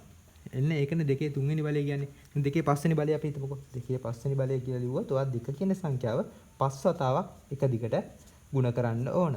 එන්න එහෙම තමයි මෙන්න මේවා ප්‍රසාරණය කරන්නේ. සමහර ළමයි මෙන්න මේවා දන්නේ නැති නිසා මම ගාන හදන්න කලින් පොඩ්ඩක් කියලා දුන්නා. එතකොට දෙකේ තුන්වෙනි බලය කීයද? 2 2 4යි 4 2 8යි. දෙකේ පස්වෙනි බලය හොයන්නේ කොහොමද? මෙන්න මේ ප්‍රසාරණය කරගත්තා. මේක සුළු කරන්න තියෙන්නේ 2 2 4යි 4 2 8යි 8 2 16යි 16 2 32යි කියලා එනවා. දැන් අපි යමු පළවෙනි ගානට. පළවෙනි ගාන කියන්නේ අන්න අර මෙන්න මේ ප්‍රකාශනයේ අගය හොයන්න කියලා. එතකොට මෙන්න මේ ප්‍රකාශය අපි ලියාගමුකෝ 2 3 2 5 ධන 2 2 ධන 1 කියලා තමයි දීලා තියෙන ප්‍රකාශය එන්නේ. එතකොට 2 3 කීයද? 2 3 අපි කලින් කතා කරා 8යි කියලා. 2 5 ප්‍රසාරණය කරාම අපිට එන උත්තරේ කීයද? 32යි කියලා. 2 දෙවෙනි බලය කීයද? 4යි කියලා එනවා. එතකොට ධන 1. එතකොට 8 වරක් 32 ධන 4 36යි කියලා එනවා. ධන 1යි කියලා එනවා. එතකොට 8 වරක් 36 කීයද? 8 වරක් 36 ඔයාලට එනවා 288යි කියලා. එතකොට ධන එකක් එකතු කරාම අවසාන උත්තරේ විදිහට එනවා 289යි කියලා. එතකොට පළවෙනි එකට එන්නේ පළවෙනි ගානට එන උත්තරේ මෙන්න මේක. දැන් ඊළඟට කියන්නේ මොකද්ද? ඊළඟට කියන දේ අපි දැන් බලමු. දැන් අපිට මේකේ පළවෙනි ප්‍රශ්නෙට ආව උත්තරේ 289යි කියලා. දෙවෙනි කොටස කියන්නේ මොකද්ද? එන්නේ 289 කියන එක ද්විමේ සංඛ්‍යාවක් ලෙස ප්‍රකාශ කරන්න කියලා. එහෙමත් නැත්නම් දෙකේ පාදයේ යම්කිසි අගයක් විදියට ප්‍රකාශ කරන්න කියලා තියෙනවා. දැන් මේ වගේ ගණන අලුත් ප්‍රශ්න පත්‍ර වල එනවා බොහොම අඩුයි. ඒක නිසා ගොඩක් ළමයි මෙන්න මේ වගේ ගණන් හදන්න දන්නේ නැහැ. මොකද මේ වගේ ගණන් හම්බෙන්නේ 2013 2012 එන්නේ වගේ පරණ ප්‍රශ්න පත්‍ර වලින්. කමන්නේ මේක මේ වගේ ගණනක් දන්නේ නැති ළමෙක් වුණත් මම කරන විදිය හරියට පැහැදිලිව කරලා කියලා දෙන්න. ඒකට කියන දෙන සංඛ්‍යාව මොකද්ද? අපි මෙතන හොයාගත්තාගේ 289 නේ. 289 කියන සංඛ්‍යාව ද්විමේ සංඛ්‍යාවක් ලෙස ප්‍රකාශ කරන්න කියනවා. ද්විමේ කියන්නේ මොකද? දෙකේ. ඒ කියන්නේ දෙකේ පාදයේ සංඛ්‍යාවක් විදිහට ප්‍රකාශ කරන්න තමයි කියන්නේ. එතකොට ඔයා මොකද්ද කරන්න ඕනේ? මෙන්න මේ ඔයාලා දීලා තියෙන එක මොන සංඛ්‍යාවෙන් ප්‍රකාශ කරන්න කියලා තියෙන්නේ ද්විමේ සංඛ්‍යාවක්. ඒක නිසා දිගටම මේක දෙකෙන් බෙදාගෙන ගිහිල්ලා අවසානයේ ශේෂයක් ඉතුරු වෙන විදිහට යම් බෙදාගෙන යන්න. ඉතුරු වෙනවද නැද්ද කියලා අවසානයේ බලන්න පුළුවන්. මේවට මොකද්ද කියන්නේ දෙකෙන් බෙදාන කියන්නේ අපි මේක දෙකෙන් බෙදාගෙන යමු. 289 දෙකෙන් බෙදුවාම කීයද? 144යි ඉතුරු 1යි. මතක් කරලා ලියන්න ඉතුරු යම් කිසි සංඛ්‍යාවක් ඉතුරු වෙනවා ඒක ඉස්සරහින් ලියන්න. ඉතුරු නැත්නම් ඒත් ඔයා බිඳුවයි කියලා ඉස්සරහින් ලියන්න. දැන් අපි 144 ආයෙ දෙකෙන් බෙදුමු. 144 දෙකෙන් බෙදුවම 72යි කියලා එනවා. ඉතින් 144 දෙකෙන් බෙදුවම ඉතුරු නෑනේ 72යිනේ ගානට බිඳුව ඉස්සරහින් ලිව්වා. අපි 72 කියන එක දෙකෙන් බෙදාගෙන යමු. එතකොට 72 දෙකෙන් බෙදුවම 36යි ඉතුරු බිඳුවයි. අන්න ඒ වගේ ඉතුරු තියෙනවනම් එකක් ඉතුරු යම් කිසි සංඛ්‍යාවක් තියෙනවනම් ඉස්සරහින් එන්න එහෙම ලියන්න ඕනේ. ඉතුරු නැතත් බිඳුවයි කියලා වයි ඉස්සරහින් ලියන්න අමතක කරන්න එපා. දැන් 36 කියන එකත් අපි දෙකෙන් බෙදුමු. 36 දෙකෙන් බෙදුවම 18යි ඉතුරු බිඳුවයි. ආයේ 18 කියන එකත් දෙකෙන් බෙදමු. 18 දෙකෙන් බෙදුවම 9යි ඉතුරු බිඳුවයි. දැන් අපි 9 කියන එක දෙකෙන් බෙදමු. 9 දෙකෙන් බෙදුවම කීය දෙන්නේ? 4යි ඉතුරු 1යි. තේරුණාද බලන්න? 9 දෙකෙන් බෙදුවම 4යි ඉතුරු එකක් ඉතුරු වෙනවනේ. දැන් අපි බලමු 4 කියන එක දෙකෙන් බෙදන්න. 4 දෙකෙන් බෙදුවම 2යි ඉතුරු බිඳුවයි. ආයේ අපි මේකත් දෙක කියන සංඛ්‍යාවත් වල දෙකෙන් බෙදන්න පුළුවන්. දෙක දෙකෙන් බෙදුවම 1යි ඉතුරු බිඳුවයි කියලා එනවා. බලන්න. අපි මේක පියවර වලින් අන්තිමට මෙන්න මෙහෙම බෙදාගෙන අවසන් වෙනකන් දැන් එක කියන කාය වාට දෙකෙන් බෙදන්න බෑනේ. එකට දෙකේව නෑනේ. ඉන්නේ වගේ අන්තිමට ශේෂයක් එනකම්ම මේක බෙදාගෙන ඉතුරු තියෙනවනේ ඉස්සරහින් ලියාගෙන යනවා. දැන් ඊට පස්සේ මේක දෙකේ 289 කියන එක ද්විමේ සංඛ්‍යාවක් විදිහට ප්‍රකාශ කරන්නේ කොහොමද? ඊළඟට එන ප්‍රශ්නේ. එතකොට වල 289 සමානයි ද්විමේ සංඛ්‍යාවක් විදිහට කොහොමද ප්‍රකාශ කරන්නේ? මෙන්න මේ අපි හදාගෙන ආපු ටික උඩ ඉඳන් යටට පිළිවෙලට ලියන්න. කොහොමද? මෙන්න මේ මෙතනින් ඉඳන් පටන් ගන්නවා. මෙතනින් ඉඳන් පටන් ගන්න මෙන්න එහෙම උඩට ලියාගෙන ගියාන හරි.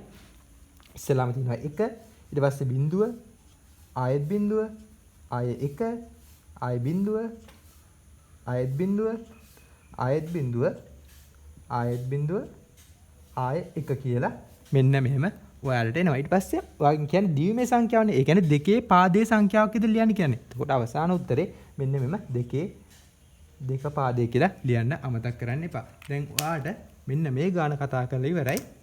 මේක වගේ තව ගානක් આવොත් කොහොමද කියන්නේ කියලා මම ආයෙ චුට්ටක් පැහැදිලි කරන්න. එතකොට දැන් ඔයාලට යම්කිසි සංඛ්‍යාවක් කුමන හෝ පාදයකින් ඒ කියන්නේ කුමන හෝ ඒ කියන්නේ දීමේ වෙන්න පුළුවන් චතුර්ථක සංඛ්‍යාවක්. ඒ කියන්නේ හතරේ පාදයේ සංඛ්‍යාවක් විදිහට නැත්නම් තුනේ පාදේ වගේ මොකක් හරි පාදයක සංඛ්‍යාවක් විදිහට ලියන්නකොත් ඔයා කරන්න ඕන අදාළ සංඛ්‍යාව කියලා තියෙන එකෙන් බෙදාගෙන ගිහිල්ලා අන්තිමට බෙදෙන්නේ නැතුව ඉතුරු වෙන සංඛ්‍යාව වෙනකම්ම ලියාගෙන යන්න තියෙන්නේ. ඊට පස්සේ ඔයා කරන්න ඕන මෙන්න මෙම යට ඉඳන් උඩට ඒ ටික මෙන්න මෙහෙම පිළිවෙලට ලියලා අවසානයේ යටින් අදාළ පාද ලියුවනම් හරියටම හරි.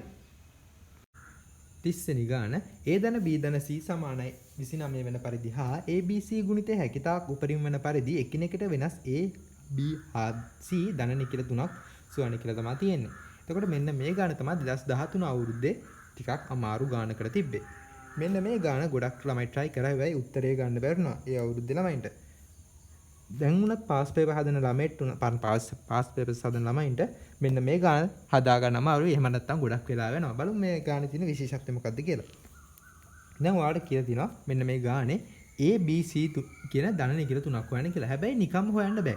ඔයාලට ගොඩක් නීති රීති පනවලා තියෙනවා. ඒ මොකද පළවෙනි නීතිය මෙන්න මේ A ධන B ධන C සමානයි 29 වෙන්න ඕලු. ඒ කියන්නේ මෙන්න මේ සංඛ්‍යා තුනේ එකතුව 29 වෙන්න ඕලු. ඒක තමයි තියෙන පළවෙනි කොන්දේසිය. ඊළඟට බලමු මොකක්ද තියෙන්නේ කියලා. ඊළඟට තියෙන්නේ මෙන්න මේ A B C කියන ඒ වගේ ගුණිතය හැකිතා උපරිම වෙන්න ඕනේ. ඒ කියන්නේ A B C සංඛ්‍යා තුන වැඩි කරාම එකිනෙකට වැඩි කරාම ගුණිතය හැකිතා උපරිම වෙන්න ඕනේ. ඊට පස්සේ මොකද්ද කියන්නේ? එකිනෙකට වෙනස්ලු. ඒ කියන්නේ A B C කියන්නේ සමාන අගයන් එන්න බෑ. Aටයි Bටයි හරි Aටයි Cට හරි ඒ වගේ සමාන අගයන් එන්න බෑ. එකිනෙකට වෙනස් සංඛ්‍යා තුනක් එන්න ඕනේ. ඊට පස්සේ මොකද කියන්නේ? ඊට පස්සේ කියන්නේ ධන නිකිල තුනක් වෙන්නත් ඕන. අන්න ඒ ඔක්කොම වෙන A B C සංඛ්‍යා තුන මොකක්ද කියලා තමයි අහලා තියෙන්නේ. දැන් මේ වගේ දන්නේ නැති දේවල් තුනක් හොයන්න කිව්වොත් ගොඩක් ළමයි පුරුදුලා තියෙන්නේ සමගාමී සමීකරණ අරගෙන විසඳලා අවසන් උත්තරේ ගන්න. හැබැයි මෙන්න මේක නම් කවදාකවත් සමගාමී ඒ කියන්නේ සමීකරණ වලින් නම් විසඳන්න බෑ. මොකද ඔයාලට දන්නේ නැති දේවල් තුනක් හොයන්න කියනවා. දැන් දන්නේ නැති දේවල් තුනක් හොයන්න අවම වශයෙන් සමීකරණ තුනක්වත් තියෙන්න ඕන. දැන් බලන්න මෙතන ඕනනම් ඔයාලට එක සමීකරණ මෙන්න මේකෙන් ගත්ත හැකියි. මොකද A ධන B ධන C සමානයි 29 කියලා. අනිත් එක සමීකරණයක්වත් ගන්න බෑ. එතකොට මෙන්න මේ වගේ ගානක් හදන්නේ කොහොමද? ඒක හදන්න නම් ඔයා තාර්කික හැකියාව ඔයාගේ පාවිච්චි කරන්න ඕන. ඒ කොහොමද? දැන් බලමු. දැන් A B C සමානයි 29යි කියලා එනවා. දැන් A B C වලට තියෙන්න පුළුවන් උපරිම අගයකුත් තියෙනවා, අවම අගයකුත් තියෙනවා. ඒ අතර පරාසෙ ඕනම අගයක් වෙන්න ඕන. එන්න පුළුවන්. දැන් A B C වලට එන්න පුළුවන් අවම අගය මොකද්ද? දැන් මෙතන කියනවා A B C ධන නිකිල තුනලු. එතකොට අවම ධන නිකිලේ මොකද්ද? 1 කියන එක. ඒ කියන්නේ බිඳුවට වඩා වැඩි වනේ ධන නිකිල කියන්නේ. එතකොට එන්න පුළුවන් අවම ධන ඒ කියන්නේ අවම සංඛ්‍යාව 1 කියලා ඔයාලට තෝරගන්න පුළුවන්. දැන් එන්න පුළුවන් උපරිම සංඛ්‍යාව මොකද්ද? දැන් බැලුම එලමෙන්ට් හොවට ඉතුරුගෙන මේකට එන්න පුළුවන් උපරිම අගයක් තියෙනවා කියලා. මොකද මේ සංඛ්‍යාවල එකතුව 29ක් වෙන්න ඕනේ. එතකොට මේ A හරි B හරි C කියන එකට බැලුවත් 40 50 වගේ සංඛ්‍යාවක් එන්න බෑනේ. එකතු මේ තුනක එකතුව 29 නම් ඊට වඩා වැඩි අගයක් මේ එක සංඛ්‍යාවකට එන්න බෑනේ. ඒක නිසා යම් කිසි අඩු වගයක් තියෙන්න පුළුවන්. මෙන්න මේ A B C කියන එකට එන්න පුළුවන්. එතකොට අපි ඒ අගය තුමු. උපරිම අගය මොකක්ද කියලා. දැන් අපි A කියන එකට ඔයාලට මේ තුනෙන් කැමති එකක් මම ගන්නකො A කියලා. A අපි සමානයි 1 කියලා හිතමුකෝ. දැන් A සමානයි 1යි. එතකොට A ධන B ධන C සමානයි 29 කියලා දෙලා දෙනවා. එතකොට A 1 නම් B ධන C කිය දෙන්නේ ඒක එහා පැත්තට ගියාම 28යි කියලා එනවා. එතකොට B ධන C වල අගය 28යි කියලා එනවා. එතකොට දැන් මේ දෙකෙන් කැමති එකක් වතෝරගෙන දැන් මම B කියලා හිතමුකෝ. දැන් B වලට එන අගය උපරිම වෙන්න නම් C මොකක් වෙන්න ඕනද? අවම වෙන්න ඕනද? දැන් C වලට ගන්න පුළුවන්. අවම අගය 1යි කියලා ගමුකෝ. දැන් එතකොට C සමාන 1 කියලා ගන්න බෑනේ. C A වලට කලින් 1 ඇවිල්ලා තිනවා. දැන් සංඛ්‍යා එකිනෙකට වෙනස් වෙනවනේ. එතකොට C 1යි කියලා ගන්න බෑ. අපි බැලලා C ට 2 ගත්තොත් B සමානයි 26යි කියලා එනවා. ඒ කොහමද? අපිට එන්න පුළුවන් උපරිම සංඛ්‍යාවනේ හෙව්වේ. දැන් මේ සංඛ්‍යා තුනක එකතුවක් මේ තියෙන්නේ. එක අගයක් 1 කියලා අපි හිතමුකෝ. ඊට අනිත් අගය 2 කියලා හිතමු. ඊළඟ අගය 26යි කියලා වාටිනවා. තේරෙනවනේ මේ ගත්ත විදිය. එන්න පුළුවන් උපරිම අගය. දැන් බැලලත් 27 කියලා ගමුකෝ. 27 කියලා ගත්තොත් C වලට Aටයි Bටයි මොනවද දෙන්නේ මේ 29 වෙන්න? Aටත් එක එනවා Bටත් එක එනවා. එහෙම වෙන්න බෑනේ. මොකද ඔක්කොම එකිනෙකට වෙනස් සංඛ්‍යා තියෙන්නේ. බැලුවත් 28 ගත්තොත් මේ දෙකේ එකතුව 1 වෙන්න ඕන. මුළු එකතුව 29ක් වෙන්න බෑනේ. සංඛ්‍යා දෙක එකතුවක් 1 වෙන්න බෑනේ. මොකද ඔක්කොම දන්නේ කියලා නිසා. ඒක නිසා එන්න පුළුවන් උපරිම අගය 26යි. ඒ අතර පරාසෙ ඔයාට ඕනම අගයක් එන්න පුළුවන්. එතකොට දැන් අපි ගානේ ටිකක් ලියා ගත්තා. දැන් යමු ඊළඟ පියවරට. දැන් මම ලියාගත්තා 1ත් 27 අතර තියෙන ඔක්කොම සංඛ්‍යා ටික. දැන් බලන්න දැන් අපිට මෙතනින් ABC වලට ABC කියන ඒවට අගයන් තුනක් තමයි හොයාගන්න ඕන. දැන් අපි මෙන්න මේ කියලා තියෙන නීති රීති වලින් ගොඩක් ඒවා සලකලා ඉවරයි. ඒ මොකද්ද? මෙන්න මේ ABC ගුණිතය 29ක් වෙන්න ඕන. ඒ කියන්නේ මෙන්න මේ සංඛ්‍යා මෙන්න මේ පරාසයේ තියෙන ඕනම සංඛ්‍යා තෝරගත්ත තුනක් එකතු කරගත්තොත් හැම එකම නෙමේ එකතුවත් 29ක් වෙන විදිහට මෙන්න මේ ටික අතුරත සංඛ්‍යා විතරයි එන්න පුළුවන්. ඊළඟ මොකද්ද? ඊළඟට තියෙන ගණිත ඊට පස්සේ ධන නිකිල මේ අපි තෝරගත්ත ඔක්කොම ධන නිකිල. දැන් අපිට තියෙන්නේ මෙන්න මේ වලින් කැමති හොඳ එකතුව 29 වෙන තුනක් තෝරගෙන ගුණිතය උපරිම වෙන විදිහට සංඛ්‍යා ABC තෝරගන්න. දැන් අපි ABC වලට මෙන්න මේ අදාළ ලියාගත්ත පරාසයේ මුල් සංඛ්‍යයයි අග සංඛ්‍යයයි එකට තෝරගත්තා කියන්න හිතන්නකෝ. දැන් එතකොට ගුණිතය බලන්න තියෙනවා. දැන් ABC ගුණිතයනේ හොයන්න තියෙන්නේ. ABC ගුණිතය උපරිම කරන්න තියෙන්නේ. දැන් අපි මෙන්න මේ මුල් සංඛ්‍යාව, ඒ කියන්නේ ආරම්භක සංඛ්‍යා ටිකකුයි අවසාන සංඛ්‍යා ටිකකුයි වැඩි කරොත් ඔයාලට ලොකු උත්තරයක් එන්නේ නැහැ. මොකද දැන් ABC වලට ඔයා තෝරගත්තොත් මෙන්න මේ 26 කියලා අපි හිතමුකෝ. A කියන්නේ 25 කියලා. A කියලා 25. A 25යි. A 25 B අපි 2 කියලා හිතමු. B සමාන B අපි 3 කියලා හිතමු. එතකොට ඔයාලට C එනවා ගුණිතේ 29ක් එන්න බෑ. 25යි 3යි 28යි C 1යි කියලා එනවා. එතකොට මේ ටිකේ ගුණිතය කිය දෙන්නේ 25 3 75යි 75 එකකින් වැඩි කරාම වෙනසක් වෙන්නේ නැහැ 75යි කියලා එනවා. එතකොට බලන්න ඔයාට ඊට වඩා අගයක් එනවා මෙන්න මේ මැද තියෙන සංඛ්‍යා දෙකක් විතරක් වැඩි කරා නම්. ඒ කොහොමද? මෙන්න මේ බලන්න 12 එනවා වාට 156යි කියලා. බලන්න මෙන්න මේ සංඛ්‍යා තුනක් වැඩි කරාට වඩා මෙන්න මේ මැදින් තෝරගත්ත සංඛ්‍යා දෙකක් විතරක් ගුණ කරාම මීට වඩා ලොකු වගයක් ආවා. එතකොට ඔයාලට තේරුම් ගන්න ඕන මේ අග තියෙන සංඛ්‍යා දෙකක් සෙට් කරගත්තොත් මෙන්න මේ ගුණිතය කියන එක උපරිම කරගන්න බෑ. හැබැයි අපි මැද තියෙන සංඛ්‍යා ටිකක් තෝරගත්තොත් ඔයාලට මෙන්න මේ ගුණිතය කියන එක උපරිම කරගන්න පුළුවන්. එතකොට ABC වලට අපි 8 තෝරගමුකෝ. A සමානයි අපි 8 තෝරගත්තා. අපි A වලට 8 දාගමු. එතකොට B වලට අපි කැමති අගයක් දාගමු. අපි B වලට 9 කියලා ගමුකෝ. B වලට 9. එතකොට C වලට එන්නේ කීයද? එකතුව 29ක් වෙන්න එපා. 9යි 8යි 17යි C වලට එනවා 12යි කියලා. එතකොට මේකේ ගුණිතය ඔයා වෙනම සලකන්න ඕන. එතකොට මේක ගුණ කරාම වාට එනවා 864යි කියලා. එතකොට දැන් අපි මෙන්න මේ ABC වලට ඉස්සෙල්ලාම ඉලක්කම් තුනක් දාගත්තා. දැන් බලමු අපි වෙනත් සංඛ්‍යා තුනක් තෝරගෙන. එතකොට අපි ABC ගුණිතෙන් හොයන්න ඕන. එතකොට A වලට අපි ගමු 10යි කියලා. B වලට ගමු 9යි කියලා. මේ මාරුවට අවුලක් නැහැ. එතකොට C වලට එන්නේ කීයද? ගුණිතය 29ක් එන්න 10යි 9යි 19යි 29න් 19ක් අඩු කරාම C සමානයි 10යි කියනවා. වෙන්න බෑනේ මේ ආගයන් ටික එන්න බෑ. මොකද මේ ABC කියන්නේ එකිනෙකට වෙනස් සංඛ්‍යා වෙන්න ඕනේ. එතකොට මෙන්න මේ අගයන් සෙට් එක එන්න බෑ. ඒක නිසා මේක වැරදි කියලා එනවා. අපි බලමු වෙන සංඛ්‍යා ටිකක් තෝරගන්න. ඒ ළඟම තියෙන අපි A සමානයි 10යි කියලා තෝරගමු. B සමානයි 11යි කියලා තෝරගමු. එතකොට C වලට එන්නේ කීයද? 10 + 11 21යි. 29න් 21ක් අඩු කරාම ඔයාලට එනවා C සමානයි 8යි කියලා. එතකොට මෙන්න මේක සුළු කරාම ඔයාලට එනවා 10 වරක් 11 110යි 110යි 8න් වැඩි කරාම 880යි කියලා. දැන් අපිට ඉස්සෙල්ලා එකට වඩා වැඩි ගුණිතයක් ආවා. එතකොට අපිට කෙලින්ම අපි කලින් තෝරගත්ත සෙට් එක වැරදි කියලා කපලා දාගන්න පුළුවන්. දැන් බලමු අපි ඊටත් වඩා චුට්ටක් ඉස්සරහට තියෙන සංඛ්‍යා සෙට් එකක් සලකලා. අපි දැන් මේ අනුයාත සංඛ්‍යා තමයි අපි දැන් අගයි මුලයි අගයි තියෙනවා වැඩි සලකන්නේ. අපි දැන් හිතාගත්තනේ මුල සංඛ්‍යාවක් අග සංඛ්‍යාවකින් වැඩි කරාම මහ ලොකු ගුණිතයක් එන්නේ නැහැ. බලන්න ඊට වඩා දැන් බලන්නකො අපි මුල්ම සෙට් එක සැලකුවොත් මේ 25යි 2යි 1යි කියන ටික අපි හොයාගත්තා. 25යි මේ අර 25යි 3යි 1යි කියලා අපි ඉස්සෙල්ලාම හොයාගත්තේ. ඒකේ ගුණිතයයි 75ක් කියලා. දැන් බලන්න ඊ වගේ ගොඩක් ඒ වගේ 10 ගුණයකටත් වැඩි සංඛ්‍යා ඒ වගේ 10 ගුණයකටත් වැඩි සංඛ්‍යා තමයි මෙන්න මේ මැද ටික ගුණ කරාම එන්නේ. මේ 880ක් කියලා ආවා 864ක් කියලා ආවා. ඒ නිසා අපි අග සංඛ්‍යා වැඩි සලකන්න ඕනේ නැහැ. අපි මැද සංඛ්‍යා ටික සැලකුවා නම් ඇති. දැන් බලමු තව සංඛ්‍යා තුනක් තෝරලා. ABC ගුණිතේ නෝනේ. එතකොට අපි A සමානයි 11 කියලා ගමු. B සමානයි 12 කියලා ගමු. එතකොට C වලට එනවා කීයද? 11 + 12 23යි 29න් 23ක් අඩු කරාම 6යි කියලා එනවා. එතකොට ආයෙත් බලන්න ඔයාලා පොඩ්ඩක් මොකද මේ වගේ ගණ මේ වල සුළු කරන්න ඕනේ නැහැ බලන්නකො. දැන් අපි ආයේ මේ මුල තියෙන සංඛ්‍යාව නේද බලන්න ආවේ. බලමු නිකන් සුළු කරලා මේක කවන්නේ. 11 12 කීයද? 110යි 122යි. 122 6න් වැඩි කරාම කීයද? ඔයාලට එනවා 122 6න් වැඩි කරාම 732ක් කියලා. අන්න ආයෙත් අපිට මේක කපලා දාන්න පුළුවන්. මොකද ඊට වඩා වැඩි අගයක් තමයි කලින් ආවේ. දැන් බලමු අපි ආයෙත් දැන් අපි අගයන් සෙට් එක නිකන් තෝරගත්තා වගේද. මොකද මේ අදාළ සෙට් එකක් තෝරගත්තා ඊට කලින් අගයන් සෙට් එකක් තෝරගත්තා. ඒකට එන අගයට වඩා මැද අපි ඊට පස්සේ හොයාගත්ත එක වැඩි. ආයෙත් අපි අගයන් සෙට් එකක් තෝරගත්තා. ඒකට එන අගය අඩුයි. ඒකට මැද තියෙන ටික තමයි හරි වැඩි ගන්න කියලා ඔයාලට හිතා ගන්න පුළුවන්. ඔයාලට තවත් සැකනම් තවත් සෙට් එකක් සෙට් කරලා බලමු. ABC ගුණිතයන වගේ ඕන. එතකොට අපි A වලට තෝරගමුකෝ. තව චුට්ටක් ඉස්සරහට ගිහලා 13 වගේ. A අපි 13යි කියලා ගමු. B අපි